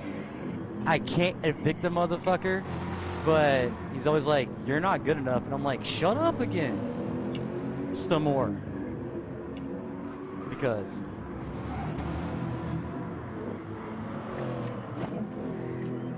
the thing that I love about these songs right here, and this is why it's interesting. Remember how we were talking about that Telecaster that I'm rebuilding right now? Right. So, on these songs, this is what's interesting. My lead guitar player, my best friend, Tommy Dameron, engineer that I built this company with a long time ago, it's his 84 Les Paul pickups. One of them went into this Telecaster. Okay. When he upgraded his pickups. So you've got the 84 SG Les Paul playing, and then you've got me on a Telecaster with a humbucker in the neck position, the single coil Van Zant in the rear position, and instead of a tone knob, there's a blend knob on the 3-way switch. So when the switch is in the middle, you can blend between the humbucker and the Van Zant, and that's the control you get over higher tone and deeper tone. So like the songs that I'm playing right now are literally one guitar without its original pickups and the other guitar with its pickups. It's hard. It's like hard to describe it in my head. Like I think I said it right. Okay. All right. So this one's down watching. I'm gonna run that thing again, because why not? Oh, you're The doing worst Tokyo? that's gonna happen. Huh? You're doing Tokyo?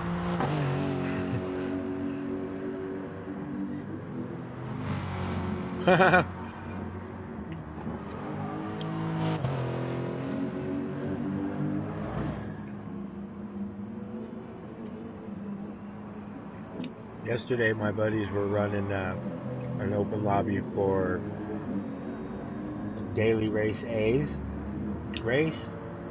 Okay. With, you know, different other N200 cars. I got in my little Sprinter Trueno, my Fuji tofu shop one. Fucking drifting all over. He got the drifting peanut all butter. over that thing. I was drifting all over that damn course. It was fun.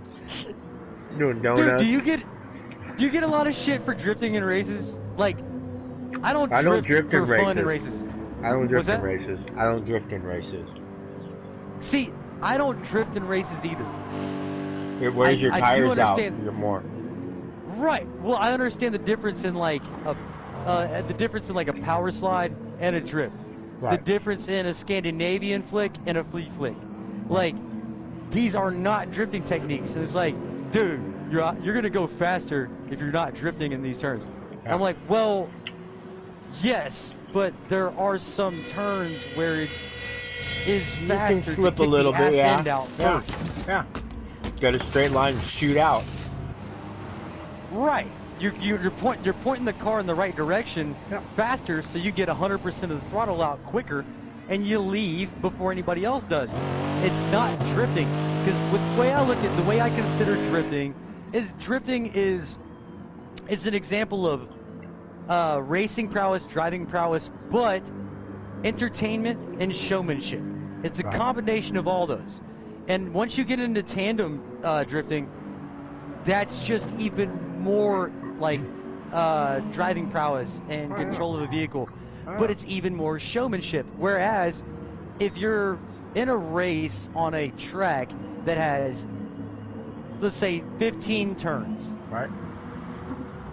Well, if only 2 of those turns are applicable to drift through because it's actually faster to drift through those 2 turns than it is to try to drive through them, then you're not on a track to drift. You're doing your best to move as quickly as you can through the track as possible, and you're not drifting. And Right. then if you take into consideration that I could be braking and slowing the car down, but I could stay on the throttle, kick the car sideways, use all 4 tires to scrub against the pavement, which will slow down the car enough without hitting my brakes. My rims will stay up, so when I drop my gear, I'm right in the power band and I'm Bam! Hell ghosting. yeah. That's how I did Thank it when I was you. younger. Somebody gets it. When I drove my, it was a 92 Toyota Extra Cab. Best car I ever owned for drifting, surprisingly, because of the torque. Right. But I never used the e-brake because there was a fucking handle that you had to turn and pull to release, you know, on Toyota trucks. Oh, the older, shit. You know what I'm talking about? Yeah, you had to twist it to get it to Right. do its job. So instead of dealing with that, I just learned to tap the brakes, hook it in, and downshift and kick out the whole Give it ass the beans. end. Yeah. I could get my car completely sideways, no problem. I was Straight going up. up. I live near a mountain resort for snowboarding. It's like 25 minutes from my house. And I had these kids that were behind me in the truck, and I was just cruising up there one day, you know, a little bit, you know, 7 miles over the speed limit, you know, just cruising. And these guys fucking get up and get out my ass, and there's one turn that it's not just a normal U, it's a U with a hook at the back end of it. So like it's got a disintegrating element. Right, right.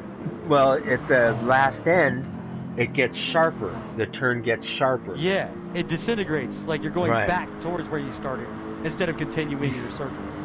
I went around that thing at like 65 miles an hour. And mind you, this is in a 30-mile-an-hour turn. Actually, I think the posted limit for that turn is like 20 or 25. I went around it going 60, completely sideways. I got around that turn, got up another quarter mile to the next turn before the other guys came all the way around with their arms out the windows going nuts. I didn't see them again. But I was like, you know, you want to get on my ass? Okay, let me show you some driving for this fucking road. Because I drove that up kind of that filled road my chest up with 4 happiness. times a week when I was younger. 4 times a That week. kind of filled my chest up with happiness, but it brought back the memory. I had a 1991 Honda Prelude 4WS Okay. SI. Right, That was the 4-wheel steering Prelude SI. right. So going That around was- kind of it was an exit from the freeway, basically. It's like you're exiting the freeway, but it's on that long circular exit, you know? Right. And I was delivering pizzas at the time, so I just, every time I hit that exit, I would do it faster and faster and faster, pushing the car, just to see what it would do. At one point, I pushed it too hard. It was like 87 to 90 miles an hour leaving that turn. I was blown away the whole time that it would hold the rest of the time. When it finally broke loose, the car literally just like went in its own little circle by itself, but it maintained the turn, and then just straightened out and walked right out of it. Huh, okay. I was like, you gotta be fucking kidding me. Like, but I mean, when you think about the dynamics, the It engineering, wasn't the a actual front physics of car it. though, right? What's that? What kind of car? 1991 4-wheel steering Honda Prelude SI. That's right. Okay. So front wheel drive, front engine, you know? Right. But when those wheels fucking went against each other, it basically just made the engineering for one complete circle. And since I was going through that big The funny circular thing, exit, I had What's that? a 91 CRX. Last year they made them. I love the CRX. Was it the one with the little with the glass window in the hatchback? You could see through it. Yes. Okay. Yes. And going through Malibu Canyon one time, lost on turn, fucking just like you said, complete spin, one turn, stopped. Mine didn't keep going because if I would have kept going, I would have went into the side of the mountain. But pretty much the same thing, front, you know, Honda, except very small. Dude, Honda. I was blown away. I did not know what to think about that experience. I was like, holy shit. Holy shit. Now, I will say this, and this is a credit to the people of Honda, and let me add to that too. I love Honda, I love Toyota, I love Nissan, and I'll tell you why. I'll tell you why! I'll feed you, baby birds. It's because they built heavy machinery first. They built shit that had to survive. It was undeniable. It was going to survive. And so when they started building cars, they built it to the same damn standard. That's why a Toyota will go 1,000,000 fucking miles. That's why a Honda will go 1,000,000 fucking miles. So if you want to ask me what supercar would I spend my money on all day, it's the NSX. Answer, reason why? Because I could probably get the starter at AutoZone or O'Reilly. Right. Right. I wouldn't have to order it from Italy, have it shipped here, and then figure out that no one knows how to work on my car. Right. I tore my whole engine apart from my Audi. You pretty much had to, right? Like, how do you find someone you can trust with that? I ordered another engine, right? It was like a 68,000 miles used engine. I gave them make, model of my car, and I gave them the VIN number. Well, we need the VIN number. These are specific, right? So yeah, I give them all this information. Get the engine. It's the same engine, ATQ engine, 2.8 liter V6 30 valve. And I'm taking things off of my engine, you know, all the little shit that I had to take off, all the little bolt-on accessories. And I get to the flywheel, because the flywheel that they sent on it, the dual mass flywheel, was fucked up. Go up like to it was my machined wrong, or it got handled bad? It got handled bad when it was taken out. And the dual mass ring, which is like a speed sensor ring, you know? Okay. It's thin, you know, it's just a piece of metal, little grooves in it, and but it makes a ring, and that is what allows the Tiptronic shifter to work. Yeah, I see. I was imagining like the mechanism in like a CVT clutch with like the conical sort of deal, where like the actual centrifugal force is what dials it in, makes it do its job. Is that kind of halfway right?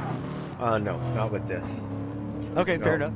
But the dual mass, like I said, it's an automatic car. You know, all-wheel drive, automatic, but it has the Tiptronic. So if I'm in drive, I can push it over to the right, and then I can shift up or down manually.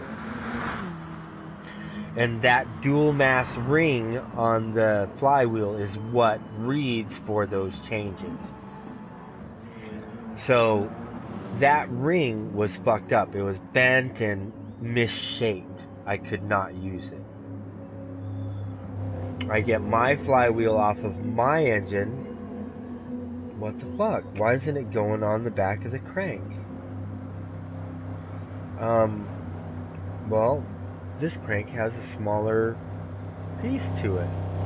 And why is my fucking flywheel hitting the back of the block?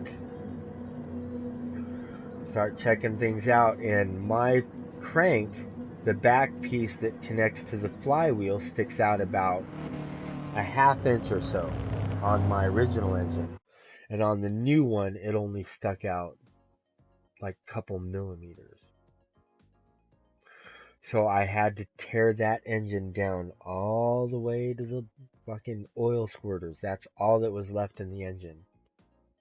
Pull out the crank, switch it all over to the other engine. So wait, you installed it and then it just caused a bunch of havoc, and then you had to like go... No.